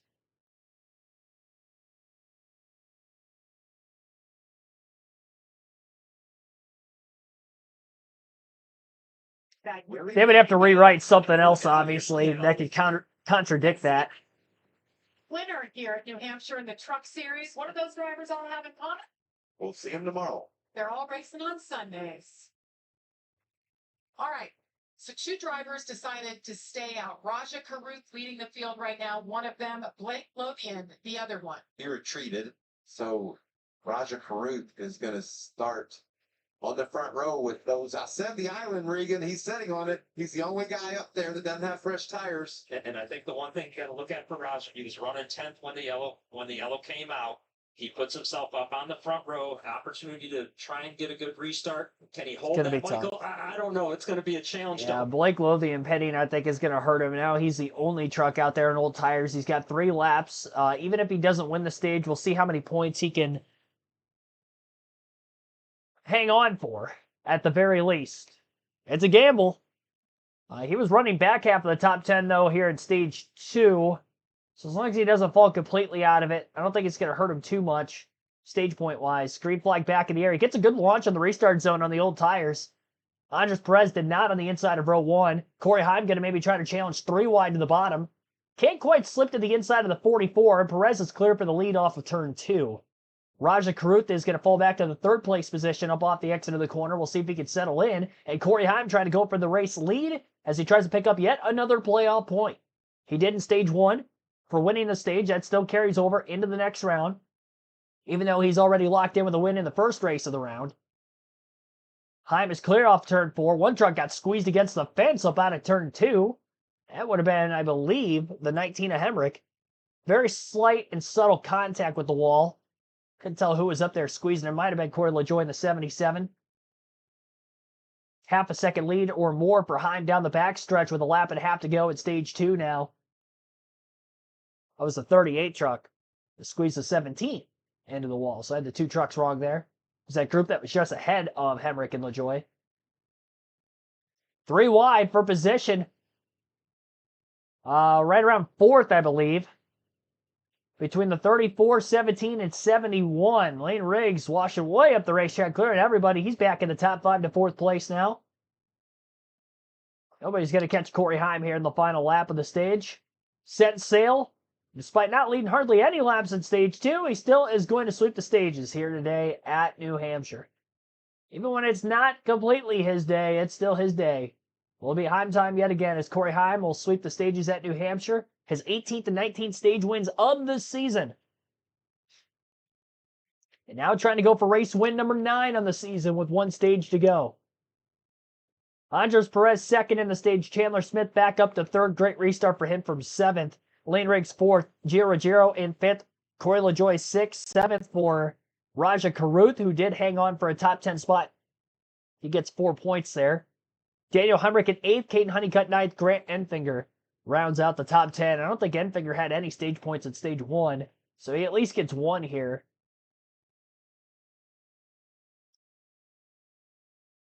IDK Marshmallow, welcome to the stream. Shahir Gaming and Entertainment, welcome to the stream. Had network issues earlier, well, welcome back.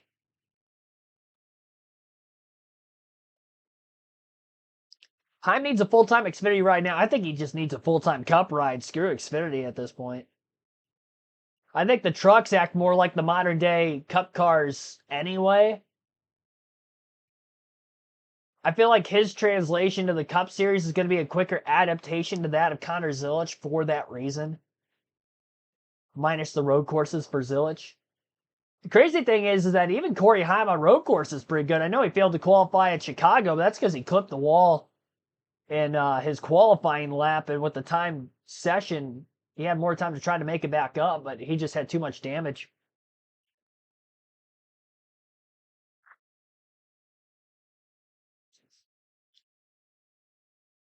I mean, he just had a top 10 the other week in the Cup Series. What did he finish? 8th at Darlington?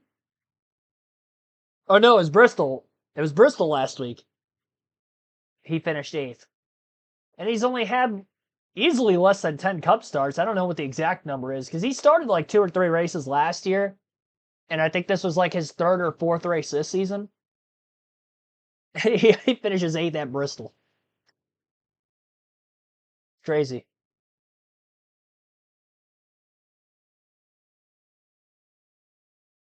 Yeah, and Corey Heim, I don't know if he's going to be in the Cup Series next season. If he is, that's going to be a great Rookie of the Year battle between Zilisch and Heim to watch all year long. The two that just dominated the lower series in the respected series going head-to-head. And like I said already, I do think Heim would be the favorite for that. Even though technically the Xfinity Series is a higher series in the ranking of NASCAR, I think that the trucks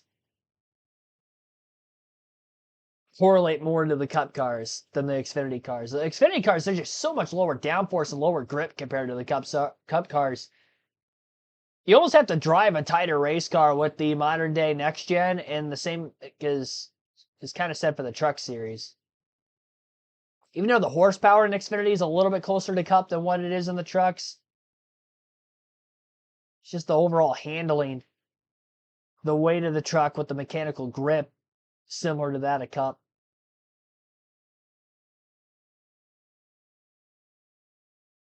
So Raja Kruth is going to have to hit pit road because he stayed out. That's the only downside with him staying out there. It's showing him plus 14 above the cut line, but he's going to fall back to the last truck on the lead lap unless a couple more come down to top off on fuel after him.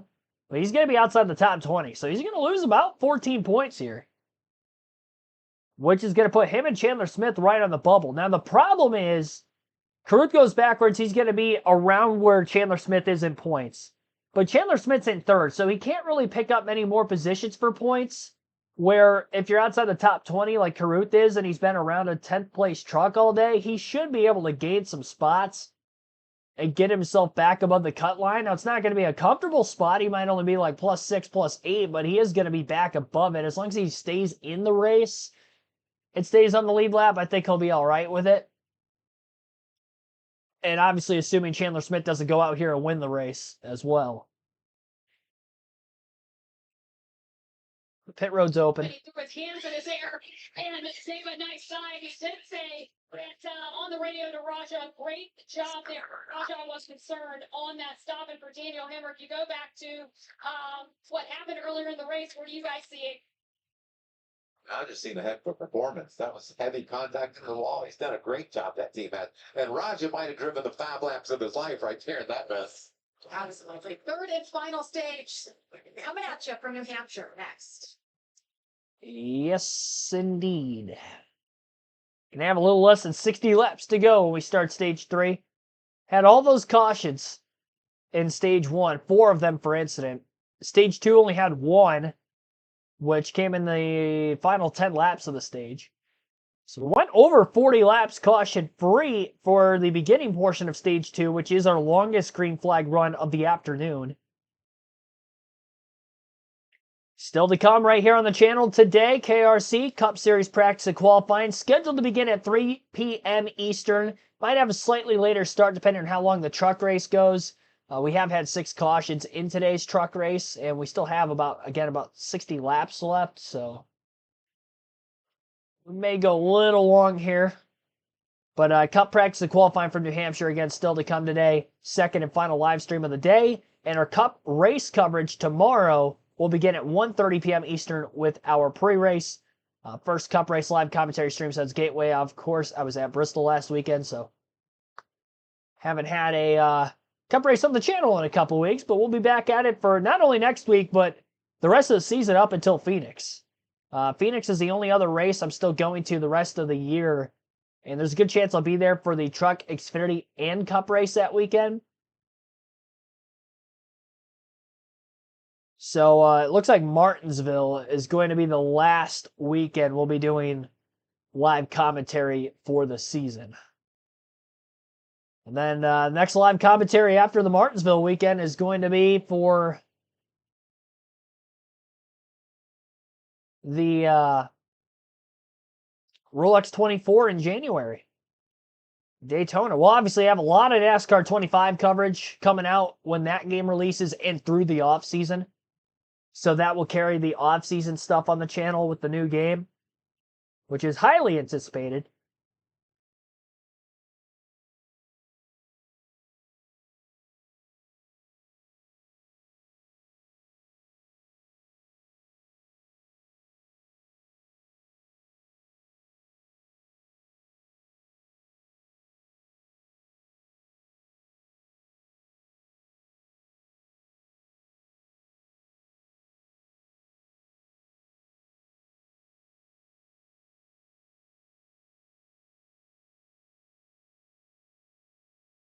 All right.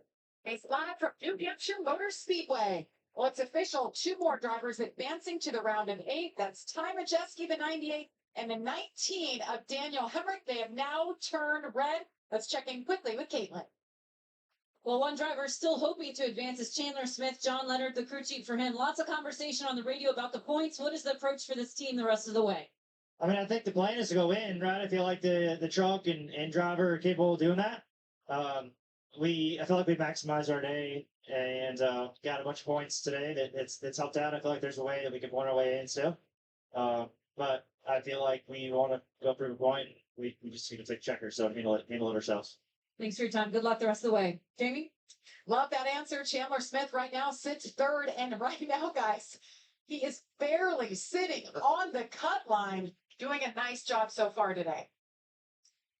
Just an update on Tony Breidinger. We saw her go a lap down. She got the free pass. She's back on the lead lap. So good job for her. That's heat.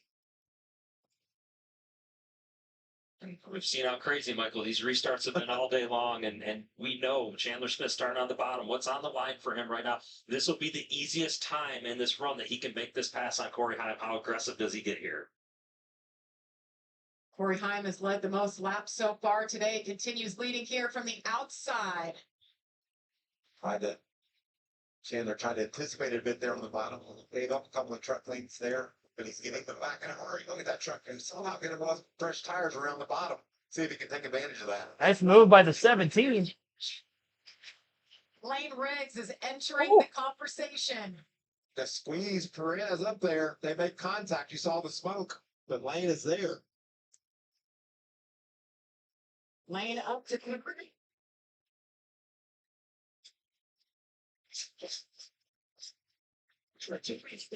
Nice job today in the 77. There he is for Spire Motorsports. Not at the championship hunt, but trying to make a splash. I've talked a lot about that's kind of the type of day you want to have. Jamie running in the top 5, coming down towards the end of the race, final stage here. We see Grant Enfinger trying to make a move to the outside of Ty Majeski, and 3 wide down the middle. There we go. Just get him out of the way. The track goes Andres Perez. The 9 of Grant Enfinger. He's been buried, guys. For most of this race, it's good to see him on the mend. He's going forward, made some good adjustments to that truck up to 8. Birdie is coming along with them in that 45 truck. So Great run here late for those two. Get that. Since the restart, Chandler is out by 2 now. Yeah, the challenge for Chandler Smith here is he can only gain one point position. That would put him to win the race if he does gain that, which would see him find his way through. The issue is the 71 Raja Caruth restarted right around 20th, all the way up to 15th already. He has a lot of spots he can still gain, and Chandler just doesn't have that ability right now based on only one truck in front.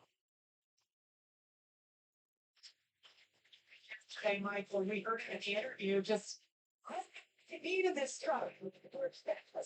But it falls off, and I don't know what it's supposed to feel like. Well, they certainly went to work. He's been kind of all over, led a lot of laps early. They were mired mid-pack, and now here he is back to leading. Trying to pick up win number 9 on the season. Like Christopher Jr. there and the truck on the high side. Rick Cruz. And that incident early, he's making his way against Matt Crafton here. Raja's picking up spot after spot, Regan. Certainly picking those spots up, Michael, but man, he's in that Hornets nest that we've talked about so many times today when you do have to restart further back in the field. And these guys have not gotten this one all single filed out yet. They haven't put our hand over all these spots. Want to give a big push here to Cruz. Get him on up the road. Battle for 14th right here. There's Jake Garcia. That's just 5 rounds. But they turn ones even not only gain that position, but also get to the bottom to allow him to try and attack Brian Cruz through that corner and as well as 3 and 4 when he gets down here. Christopher Jr. bigger 62 truck doing an incredible job on in 4 spots since the restart. First time here in the truck series. He's a modified driver, raced this morning. Just a full day of racing in New Hampshire from a driver perspective. Nothing more fun. I was going to say start on 9 and go all day. And he was running 4th on the final restart, guys, and his engine let go. So Christopher ended up 16th this morning in this battle side by side. Grant Finger, Kate Honeycutt. Battle for 6th. Grant's just done a nice job getting better all day long. Got to boost the confidence for he and his new crew chief. Showing that they can get the job done here in the playoffs. And definitely what you want to see, right? And appears they're in a good spot, barring something crazy to be able to advance to the next round. And you got to build on that now as you go into the next round because it only gets tougher from here on out.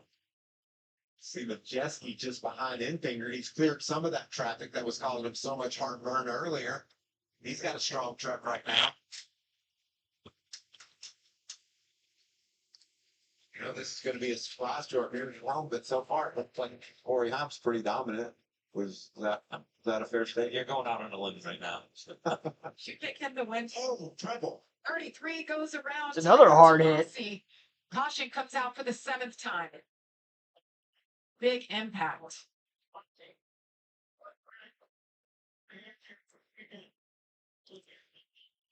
Super late model racer. A little bit of experience here at this track. We'll have to see what exactly happened. Tyler was running 26th at the time of that impact.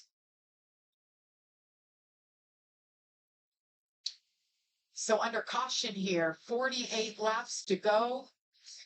Trying to get it fired and back to pit road. Corey High continues as your leader.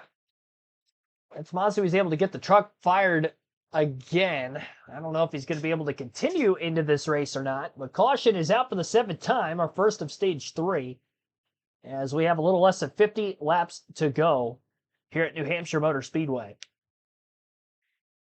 Corey Heim out in front, Chandler Smith in second, Jerry Ruggiero third, and Lane Riggs fourth up at the front of the field. I closed the chat poll off right as we began stage 3. Since we got to the end of stage 2, 42 of you voted, and Corey Heim leads the poll at 43% of the votes. He's led the most laps today. He had won the first 2 stages of the race, so probably the favorite to win. We'll see if he can continue on out in front. Everybody's got 1 set of tires left to the end of the race. And I don't imagine many will use that set right now and probably try to save it for as close to the end as possible.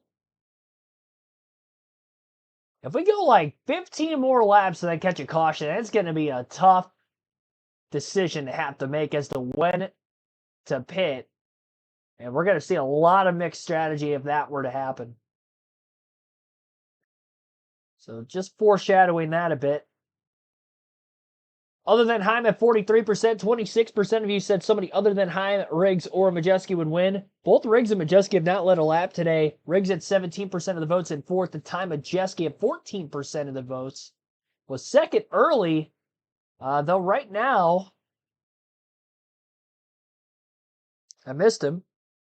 Go back through the running order again. He's out of the top 10.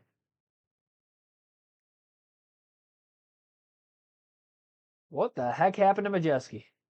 Am I missing him on my leaderboard? Oh, there he is in 8th. Yeah, I did miss him. Went past him a couple times. That was bad.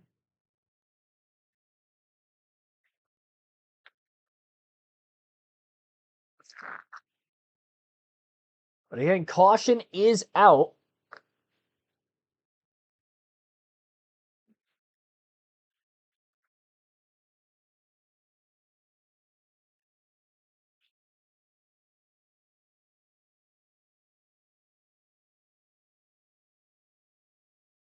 If you see me grab the tissue a lot, I mentioned earlier my allergies are kicking my tail today, so to bear with me there. I think it's because I went outside in the morning, and usually it calms down when I get back inside. It just hasn't yet.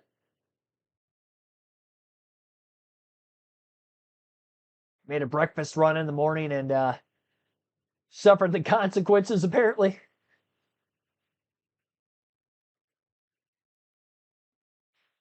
We'll tough it out for the day. I'll probably be back to 100% again later tonight or tomorrow.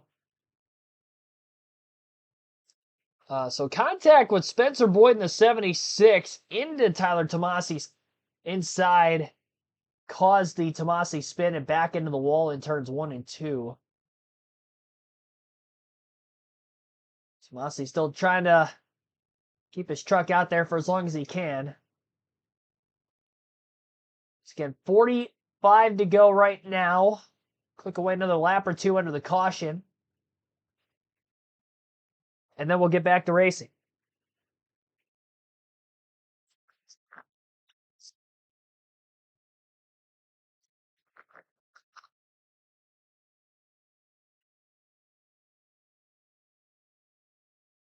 Roger Caruth, after restarting outside the top 20, made his way back up to 13th in the short green flag run that they had from the beginning of stage 3 to the time of that last yellow. While we're under yellow as well, I'll do the diecast showing. And this weekend's NASCAR Cup Series race is sponsored by Mobile One. It'll be the Mobile One 301 at New Hampshire. I love that title name. So I figured I'd show off a Mobile One diecast. And this is a Jeremy Mayfield, I believe, 1999? Yep, 1999 Jeremy Mayfield diecast. I've shown this off on the channel once. I actually got this diecast when I was in Talladega back in the spring earlier this year, so it's one of the newer ones to my collection. And I figured I'd show this one off this weekend. For the next race, which would be tomorrow, for the NASCAR Cup Series, I will have one of the newer diecasts I just bought at Bristol last weekend. I got 3 more that'll be coming, so I'll show those off in the coming weeks as well. But Mobile One, title sponsor for the race weekend, so show off a classic. I always liked the Mobile One paint schemes. This one's very basic, but just a classic. Again, 1999. Jeremy Mayfield. Only Jeremy Mayfield diecast I own, as far as 124 scale goes. I thought I used to have a Mountain Dew number 19 car from his Evernham days, but I don't know what happened to it. This was well before I legitimately started collecting them in recent years. Green flag back in the air. Racing continues in stage 3. 43 laps to go. Corey Heim and his teammate Gio Ruggiero on the front row. Gio down on the bottom and Heim the control truck on the outside. Corey Heim clear for the lead up out of turn 2. Side by side quickly for a third with the front row Motorsport Fords. Kate Honeycutt giving a push to Chandler Smith. Smith into third. Smith attacking to the inside. Ruggiero for second. We've got more problems. And another crash. Tony Breidinger, Matt Crafton. And on screen, it looked like Ben Rhodes might have just missed the crash. Andres Perez has gone for a spin. It looked like heavy impact for the 88 and the 5, who crunched nose to nose. A lot of fluids being leaked out from Bridinger's race truck. 42 to go under caution immediately after the restart. It's the third time we've had a yellow lap or two following a restart today. And Craftsman, who had started the day strong, was up in the top 10 for pretty much all of stage 1 after qualifying 6th. Didn't really fall out of the top 10 till middle of stage 2. Hadn't got back since and now involved in the crash. And Ben Rhodes does have severe damage. The left side of his truck looked perfectly fine. The right side, it looks pretty bad. All three of those drivers not in the playoff race at all. In the quest for the championship. And Andres Perez, who went for a spin somewhere in the midst of that or in front of all that, also not in the championship hunt.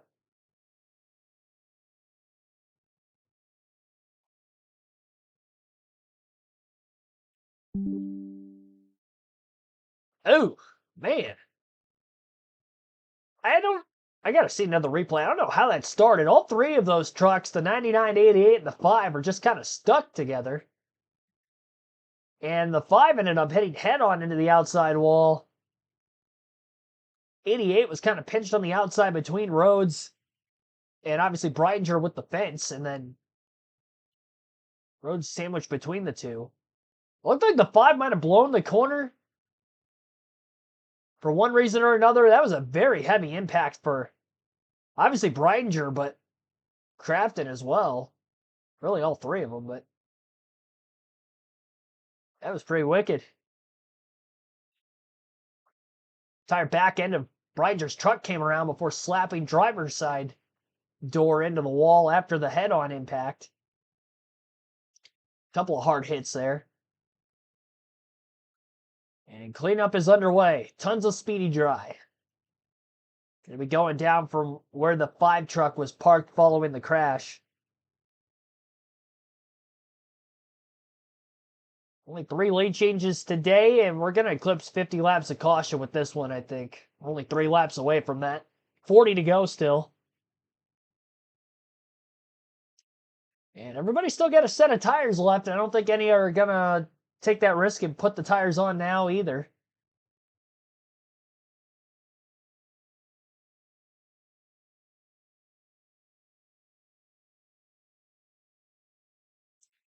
Caution-filled race today. I don't think we're going to see this many yellows in the Cup race tomorrow, if I had to guess.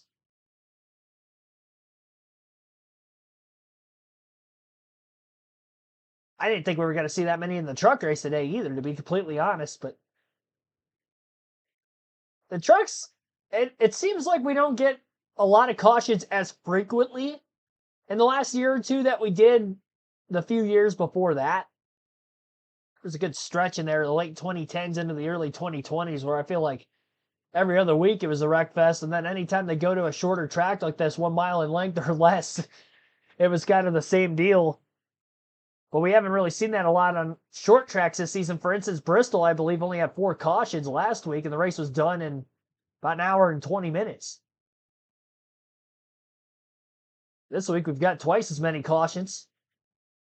In a race that has a longer scheduled distance, but still.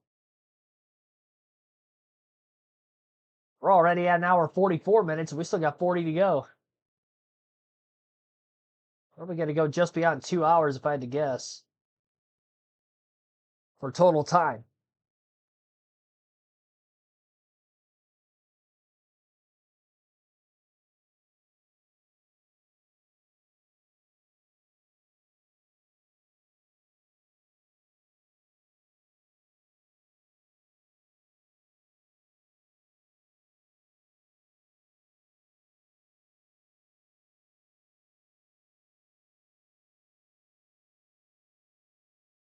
The longer practice of qualifying ends up taking by the time it starts. I'm going to miss more of my Michigan Wolverines playing today.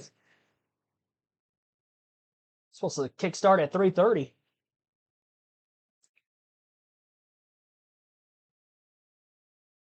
Season, guys, the round of 8 couldn't get more diverse here. Start with the Charlotte Roval, talk about that, then Talladega, then Martinsville, and then it's all about the championship race. The 1 mile oval at Phoenix Raceway. Certainly looking forward to that. And the playoff standings, guys, these trucks are falling out one after another. 9 trucks out. What does that mean? Well, the good news right now for Raja Karuth is he only has to finish 19th based on the points that he's gathered. And I think, Amanda, you've got his crew chief. What's Bono thinking? Well, it's good news that he's racing in P12 at the moment, and Raja currently on that bump spot as you guys started today, 9 points to the good. But you've been so complimentary of Raja today, Bono. How well are you breathing right now? Well, it's not good yet. I can promise you that. But you know, our only race today was the couple guys were racing and keeping an eye on the 38 for sure. You know, watched his race back from last year at the Xfinity, and he ran well, and he's running well here. If he wins, we're out basically. So we gained on the 52. That would be our next guy, but still, all we're racing really is a 38. Well, hopefully we'll see you breathing better at the end of this. I didn't hear a word you said. I said hopefully we'll see you breathing better at the end of this. Oh, yeah. No, that'd be great. So Raj's been doing a great job, Chevy, and this Hendricks cars.com. It's been really good. So, yeah. It's just a little old car race up here in beautiful weather, New Hampshire. So, Good luck. thanks. Beautiful weather. So much that they're keeping track of. I love they said they watched Chandler's race back from last year. And the reason we talk about the things we look at, the things we're thinking about. He's simplified things at this point. He knows he's got to watch what the 38 does, and he knows he just needs to maintain. That's a great feeling, knowing that what you got to do, and you can only control half of it. I'm a big fan of simplifying things, Michael. That's exactly what they've done. Caitlin. Well, another driver who's made things pretty simple is Gio Ruggiero. Jeremy Donnelly, crew chief for him, is with me now. What's impressed you most about Gio's performance today? He's done a really good job with his racecraft. I mean, it's a really tough place to pass. And he's kept his cool there. You know, he could have moved the 44 out of the way a couple times, and he just did a really good job searching around. So it's a home race for him. He's put a lot of stress on himself, a lot of pressure on himself to perform today. But he's done a really good job showing up for his family and friends. Good luck the rest of the way. A lot of those fans in the stands behind him and the campers in New Hampshire are big Gio supporters, and I'm glad he's giving them something to cheer about. Yeah, that team has been on it today as well. Well, it's a full day of college football, and it's on Fox as Bill Belichick leads North Carolina against UCF at 3:30 Eastern. Then at 7:30, Arizona State takes on Baylor, followed by a Big Ten battle between Michigan State and USC. That's all on Fox. Back here at New Hampshire Motor Speedway, laps are dwindling on this beautiful day. We've had a lot of action, guys. We have 36 laps to go. We've been under caution 8 different times. Corey Heim leads, but there's a lot of unfinished business as we talk about this being the cutoff for the first round of the playoffs. And we showed a moment ago the next round of the playoffs, Jamie, how exciting it's going to be. And I'm still sitting here thinking right now, there's a few guys that have to find their way through this round. A lot can still go wrong today, you know, in terms of points. And even if you're Caden Honeycutt or Tyler Ankrum, you don't want to really let your guard down right now, because you could lose a chunk of points very quickly if you're not careful. Yeah, because of the restarts. We've seen it all day long, just all over one another. This seems to be a benign 1 mile track. But it isn't. It's all about just full contact racing. And then the next round, I mean, you've got the biggest, fastest track, the tightest, smallest track, and then throw a road course in there between them. Just why not? Right? We'll throw a road course into that as well. That's the only way that makes sense, you know? Let's have one of those in there, too. A lot to look forward to. No doubt. It's been a great season. See the different skill sets rise to the top. Turn left and right. 2 weeks at Charlotte, the Roval.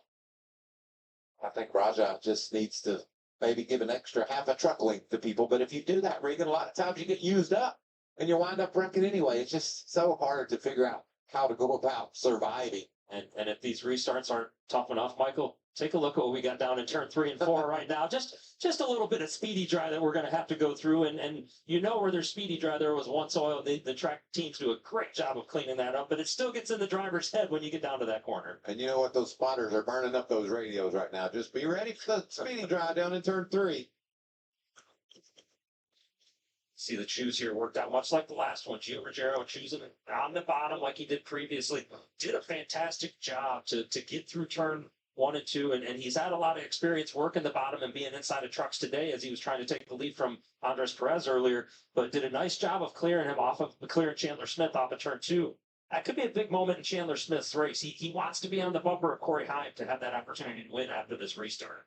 We heard his crew chief talk about that 38 truck wins this race. Raja is out. Keep your eye on Chandler Smith. He's gotten it done twice this season. His car pulls off. Heim on the outside. Gio Ruggiero on the inside. Great start for the 17, but a big push from behind as Chandler shoves Heim into turn 1. Lane Briggs right there on the inside, trying to pick up that spot from Peyton Honeycutt. Chandler hung tough on the outside, Regan, just like you said. That's exactly what he needed to do and learn from the previous restart, was able to position himself a little bit better, and now he could go attack potentially as you see his teammate in the 34 Lane Briggs and even Sun as well. There's Raja on the outside. And like where he's at right now, single file ahead of him. Oh well, let's gain another spot. Very aggressive, a little bit fresher tires. That's a battle for Ryan Michael. So doing exactly what he needs to do, just gaining spots every opportunity he gets. The one thing is, as we see him lose a spot right now, but had been gaining spots. The one thing he's got to have concern with is what is going on with Chandler Smith up in the front. Otherwise, he could stay right where he's at and be good today. Raja in 10th right there as he battles another couple playoff drivers. Tyler Ankrum on the outside. This is the closest Chandler Smith has been to Corey Heim up front. Can he keep with him? Just as I say that, Heim puts the average of 0.3 of a second over the 38. But you know, with 31 to go right here, Chandler Smith is going to be driving every one of these laps like a qualifying lap. And again, the challenge for him is that Corey Heim has been so perfect all season. We rarely see him put a wheel wrong on the racetrack. Yeah. And we know that it's going to take something special to get up there and get by him. Well, last time by, the truck in 3rd position, Lane Riggs, as you see a big slip there by Raja, but Lane Riggs was the fastest truck on the track. We put about a 1/10 of a second on our leader, Corey Heim. Things got a little bit testy there for Raja, doing battle inside of Ankrum. Raja gave up that spot. Back to 12th now.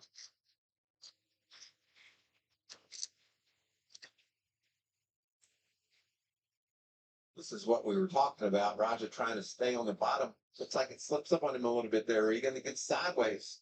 And that he was loose even really before he got all the way loaded up and into the corner there on entry. And it happens so frequently here, right? We've seen it numerous times today. It happened again right there. Fortunately, a good job of getting it back underneath him and minimizing the damage. Get Christopher Jr. right there hanging in that 12th spot. What a day for him. No kidding. In his debut, raced the mods earlier today.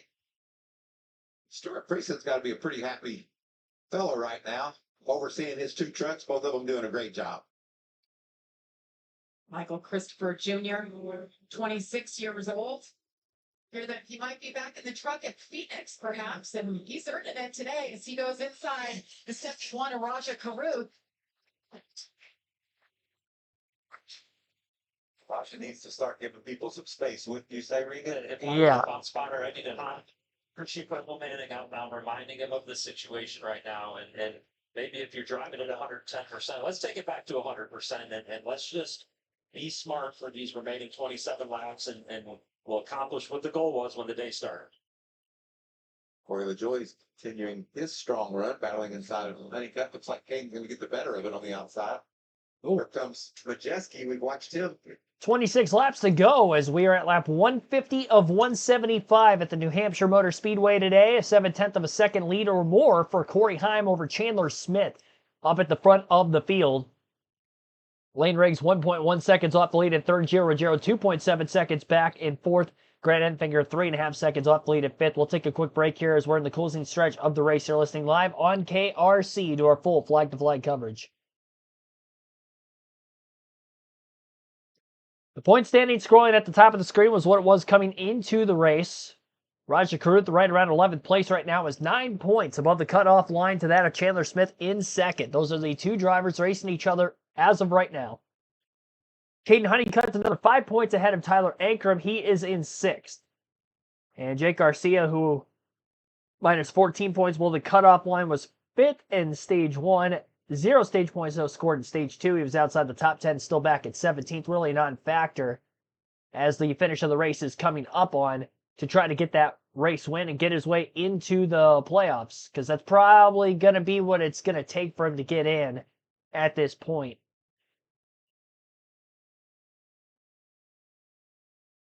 Michael Christopher Jr. battling with not Raja Caruth, Tyler Ankrum. Next position back of Caruth for 11th. They're trading slide jobs back and forth. First, Christopher in 1 and 2 slides clear of Ankrum. Now Ankrum in 3 and 4, and Christopher right back down to the bottom lane up off of turn 4. Probably try to do the same thing in 1 and 2 he did the lap before. And not give it up this time, though. He's not going to slide clear. It looked like Ankrum kind of pinches him tighter to the bottom of the track. Christopher made his way up into the top 10 pretty early in the race back in stage 1. Had a couple of deals on a restart that set him backwards, and now he is flirting back with a top 10 or 11th place spot here late again. After running the modified race earlier this morning, was very much in contention for the win there before engine problems late caused him to have a 19th place finish. First start of the truck season this year for Christopher. It might even be his first of his career in that 62 and that Friesen Hallmark team, and obviously Honeycutt in 6th. Pretty stellar run for both of those two teams with Stuart Friesen back in attendance for this race. 1.2 second lead stretch out for Heim. Chandler Smith was holding on within half a second of the lead for about the first 5-6 laps after the restart, but now he's starting to slip behind just a bit. And Riggs, who is in 3rd, is about 2.5 seconds off the lead as well. Smith might need to win this race to get into the round of 8 in the playoffs. I don't know that 2nd is going to cut it right now based off the 2 DNFs he had in the first 2 races of the round. 2 finishes outside the top 30 nonetheless, with early DNFs in both of those races. While Caruth hasn't had a stellar start to the playoffs in the first 3 races, he's getting decent enough finishes on a more consistent basis than that of Chandler Smith. Plus, he had a deficit to him as well for him to overcome those odds.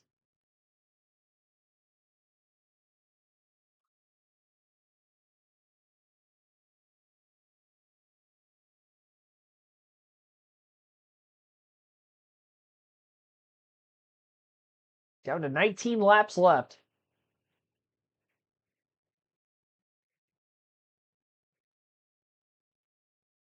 Get hung out a little bit because he is pacing right on track lap after lap with Corey Heim. Just can't close the deficit. It's back and forth. One lap, one of them's the quickest. The next lap, the next one, Michael, and it just got to be frustrating for Chandler to be able to see that carrot dangling up there and can't quite get to it. And his teammate Lane Rex, as we showed, doing a great job, still in 3rd as well. Well, I think Chandler Smith can do right now, as long as Raja stays where he is win the race. And he's got to get around Corey Heim to do it. And why is that? Because the first 2 races of this round, Chandler Smith finished 30th. So he had a big hole to dig out of. He has done everything he possibly can to this point. And that, one of the challenges to this playoff format, Jamie, is if you do have two problems, right? We had the issues at Darlington, the wall, and had some contact there.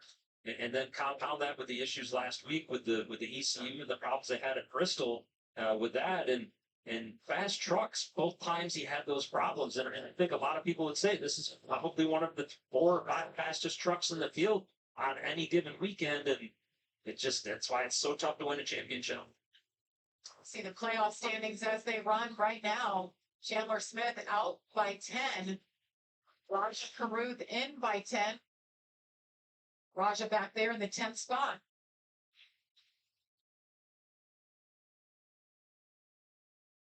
Raja Caruth.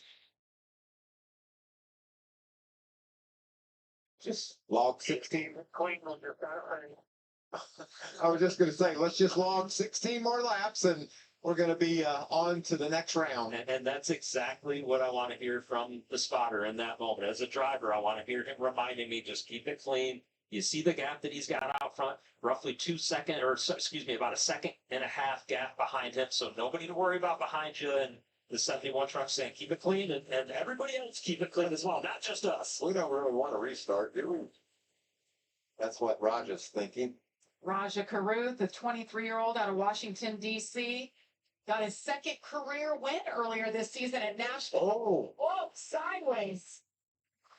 That got him in this position to have a shot to go for the championship.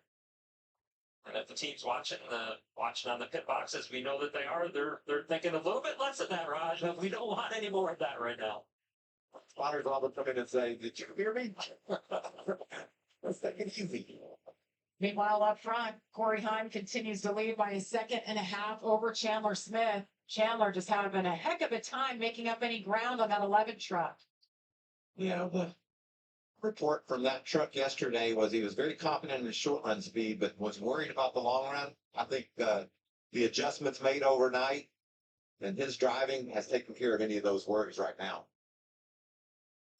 And I think the one thing that Corey Heim could see up in front of him, right, and not overly concerning, but there is a little bit of lap traffic. You see in the bottom of the screen there that he will come across here at some point, and maybe 3 or 4 trucks that he could potentially catch here in these next 12 laps, and just cleaning with it or dealing with that lap traffic cleanly, making the right moves and not giving up any time. You don't want to allow Chandler Smith to get anywhere near that back bumper and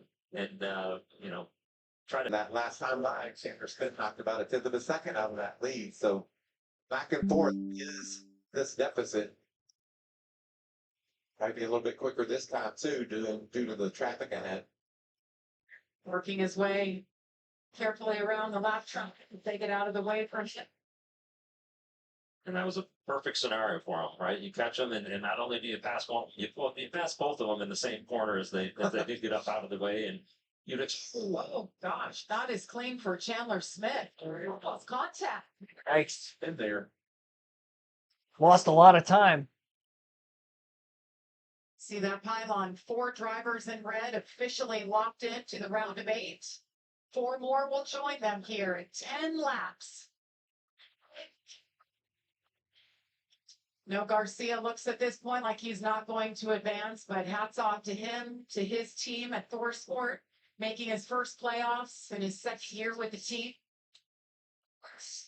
Just did such a nice job through some of these late races to. 9 laps to go. A second and a half lead right now for Heim over Chandler Smith. Smith has been about a tenth quicker each of the last several laps, minus the lap that he nearly had contact with lap trucks trying to get by them. Lost a couple tenths of the ground he did make up beforehand. Gotta get close to him just to have a shot. And if it comes down to a last lap, last corner situation, Chandler Smith's within that bump and run area, I am very sure and very positive he's going to use that bumper because he is 10 points below the cutoff line. Only 1 spot in the gain, obviously, so he's not going to make up the points necessary to outscore either Raja Caruth, Tyler Ankrum, or Caden Honeycutt, who are around the cut line right now in front of him. He's going to need a win to get in, and if he does get that win, then Raja Caruth would be out unless he picks up 4 more positions between now and the end of the race, which would put him in a tie with both Ankrum and Honeycutt based off of where they are running, although the 4 more spots would actually end up moving Honeycutt out since he's within that running position of Caruth. But Caruth's not going to be picking up 4 spots if it stays green because he's 5 seconds off of the 7th place truck of Ty Majeski. Green to the end. And it may not only be Heim time again, but time for Raja Caruth to have a sigh of relief as he'd make it into the next round. There's 1 lap truck between the top 2. We're down to 6 laps to go. Chandler Smith within a second. There's probably 2 more lap trucks at least that Corey Heim's going to catch here before the end of the race. Not a great exit to turn 2 with Smith trying to get by the 22. Caught him up off the exit of the corner. He's going to have a flat entry into turns 3 and 4 compared to what he would have liked otherwise. Maybe the same, though, for Corey Heim as he catches the next truck in front of him.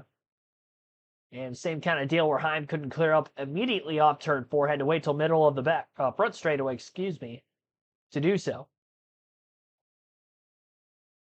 Back to 9/10 of a second or so off the lead through 1 and 2. Again, about a tenth or two quicker a lap.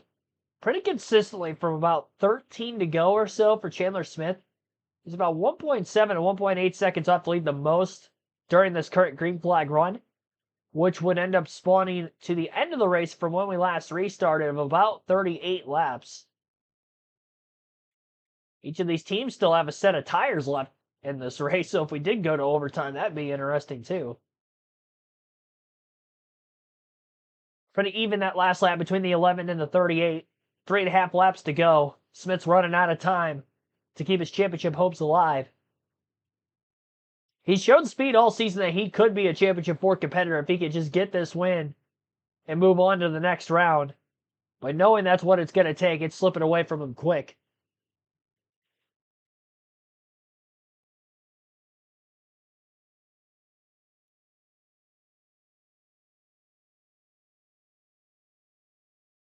Another lap car. Looks like the 45 to the outside of the 11. Into 3 and 4. Smith might gain quite a bit of ground here through 3 and 4, but now he's going to have to get by the 45 next lap. Pretty even, all things considered, that time by. Only a few hundredths quicker with Smith over Heim that last lap. We'll be coming around to the final lap of the race. White flag is going to be in the air. And it is Corey Heim off of turn 4 with about a 9/10 of a second lead over Chandler Smith, who is definitely not within distance to try any sort of a bump and run maneuver. Heim will be going for that 9th win of the season. It'll be a 7 playoff point performance day, which carries over into the next round as he sweeps the stages and will go for the race win. He'll remain the number 1 seed into the round of 8, and for Chandler Smith, his championship hopes will be dashed. Checkered flag in the air. 9th win on the year for Corey Heim. He's 1 away from tying Greg Biffle for the most in a single season. And he's got 4 weeks to try to tie the record. And he's got to win 2 of the last 4 to break it. He's won the last 2 road course races, and the next race is on a road course at Charlotte. At the Roval. I shouldn't say he just won the last 2 road course races. He dominated both Watkins Glen and Lime Rock Park. Valiant effort for Smith. Started second, finished second. He scored a ton of stage points, but 2 worse than 30th place finishes to start the round did him in. Kruth advances with the final transfer spot with a 10th place run today. Minimal stage points. Enough to secure the job. Margin of victory, 0.8 of a second.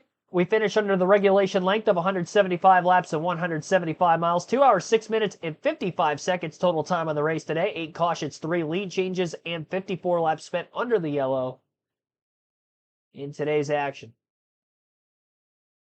Heim wins both stages and gets the race win, therefore leading the most laps with 124 laps led out of the 175.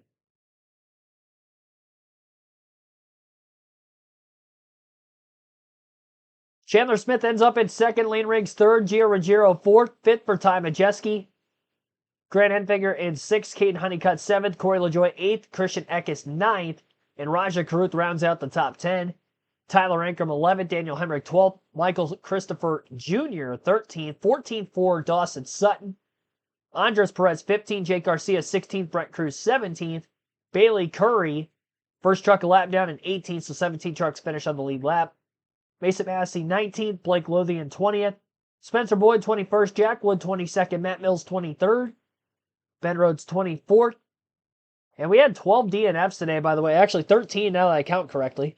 13 DNFs. Rhodes DNF'd with a 24th place finish out of 36 trucks that started. And Tony Breitinger 25th, 26th Matt Crafton, Tyler Tomasi 27th, Patrick Emmerling 28th, Tanner Gray 29th, Derek White 30th, Connor Jones 31st, Jason Alexander 32nd, Caleb Koster 33rd, Norm Benny 34th, Stefan Malozzi 35th, and Connor Mosak 36th, rounding out the field. It is Heim time once again Here's your race winner, Corey Heim, on the front stretch in Loudon. He's Rolex at this point. And there you see it. The disappointment. Not advancing. This team is just on fire. I mean, so many things that can go wrong, and everything he does is it just goes right. He's very talented. Keep finding a way, and you pair a great race team with a great driver, and magical things happen. I know he said it. His crew chief has said it. It's just been an honor to drive these trucks for them this year, to have the bond and the relationship that they have. They figure things out. And Corey, I bet he didn't sleep much last night. He does his homework. He jumps in there and watches everything, listens to all the feedback. Incredible student of the sport. Armanda Busick is with Heim Time. And it'll be a historic win to tie Greg Biffle. And we still have 4 races to go on this season. Corey, your crew chief, Scott Zipadelli, told me earlier that you have it all. Maturity, discipline, and talent. What legacy are you leaving on this series? I mean, I could say the same about him and everyone on this 11 group. I mean, it's a dream come true to be able to race with these guys. So it seems like everywhere we go this year, we're a contender, we win. So just can't say enough about those guys, and gonna keep it going. Like you said, we got 4 more races left, and I want to break that record. Shout out Greg Biffle, he's a great dude, and I'm honored to be able to kind of compete with that with him. But like I said, just huge thank you to Truck on Garage. Showed a safe flight dream year for me personally in my career. So we're gonna keep it going. This truck was awesome, and yeah, keep the ball rolling. A dream year with 9 wins for Corey Heim. Caitlin? Well, Amanda, Chandler Smith and Company did a lot of things right today, but come up 1 spot short. How do you process everything that's transpired throughout this round? Just a lot of bad luck, but honestly, I'm a faithful guy, and I've been praying about it, and my prayer's been specific for the Lord's will, and obviously it wasn't in His will for us to advance to the next round, honestly. So, super grateful for this group of guys that we were able to assemble on this 38 team. I huddled together before the race. We prayed together. Let them know that this doesn't define us no matter what the outcome is. I'm proud of each and every one of them, the effort they put in on this truck throughout the week. We've accomplished a lot. We obviously wanted to go after the championship and, have a chance to go after it. And but at the end of the day, I'm going to remain what I said and be faithful to the Lord, and it wasn't in His will. So just proud of everybody. The truck was fast today. It was really good. At the very end, found something and starting to run the 11 back down. Just ran out of time. Wish I would have started found what I found a little earlier in that run. Maybe it would have been a little better, but like I said, just proud of everybody though, for sure. Chandler Smith, the runner-up here today in Loudon, missing the next round of the playoffs. Jamie. Thank you, Caitlin. So let's take. All right, I believe they're going to show the point standings to begin the round of 8. I'll read that off real quick before we go off the air. Corey Heim with 79 playoff points after the 70 scores today. Obviously, the regular season championship, the 19 stage wins, and now 9 race wins on the season. Again, 79 playoff points. That is going to put him, they don't have the math up on the screen, so I got to do it myself. 69 points above the cut line. That is over 1 full race. He can score 61 in a full race. He can only outscore another driver without a win by 54. So he's 15 plus points above a full race worth of points ahead of the cut line right now is Corey Heim. Lane Riggs is going to be starting the round of 8 plus 22 above the cut line in the 2 seed. Daniel Hemrick just plus 1 point, and a tie plus 0 for Ankrum, and obviously that would be minus 0 with Ty Majeski. 3 points below the cut line for Grant Enfinger to start the round of 8. Raja Kurth will be minus 5, and Caden Honeycutt will be minus 7. So that is what to look forward to in the next truck race. They'll be off next week, and they'll be at the Roval on the Friday afternoon. 2 Friday afternoon races for the next 2 truck races at both the Roval and Talladega. I think those are 4 and 5 p.m. Eastern start times for both of those races. So early Friday streams for the next couple of truck races. Again, though, off next week. Actually, now that I think about it, I think this is the last Saturday race for the truck series this season as well. Xfinity will be back next weekend when we go to the Roval as well. Xfinity off this week at New Hampshire. And I believe this is the last off week for Xfinity this season also. On to the Cup Series practice and qualifying stream, which will be technically it's supposed to be top of the hour at 3 p.m. Eastern. With this race going just a little bit long with the 8 cautions, I would imagine we're going to be looking more towards a 3:30 start if I had to guess for that. But needless to say, we will be live for Cup Series practice and qualifying, and we'll be live obviously tomorrow for the Cup race at 1:30 p.m. Eastern right here on KRC. Congrats to Corey Hine picking up his 9th win of the season. He's 1 away for Greg Biffle all-time for the Truck Series and a single season for the most wins. And I will say also, that record was from 2000 by Greg Biffle, so 25 years, 10 race wins has been the epitome of a near-perfect Truck Series season. And Corey Hine trying to replicate that here this year, and he's doing a damn good job of it. Appreciate you watching the EJP 175 right here on KRC. We'll be back for more action here in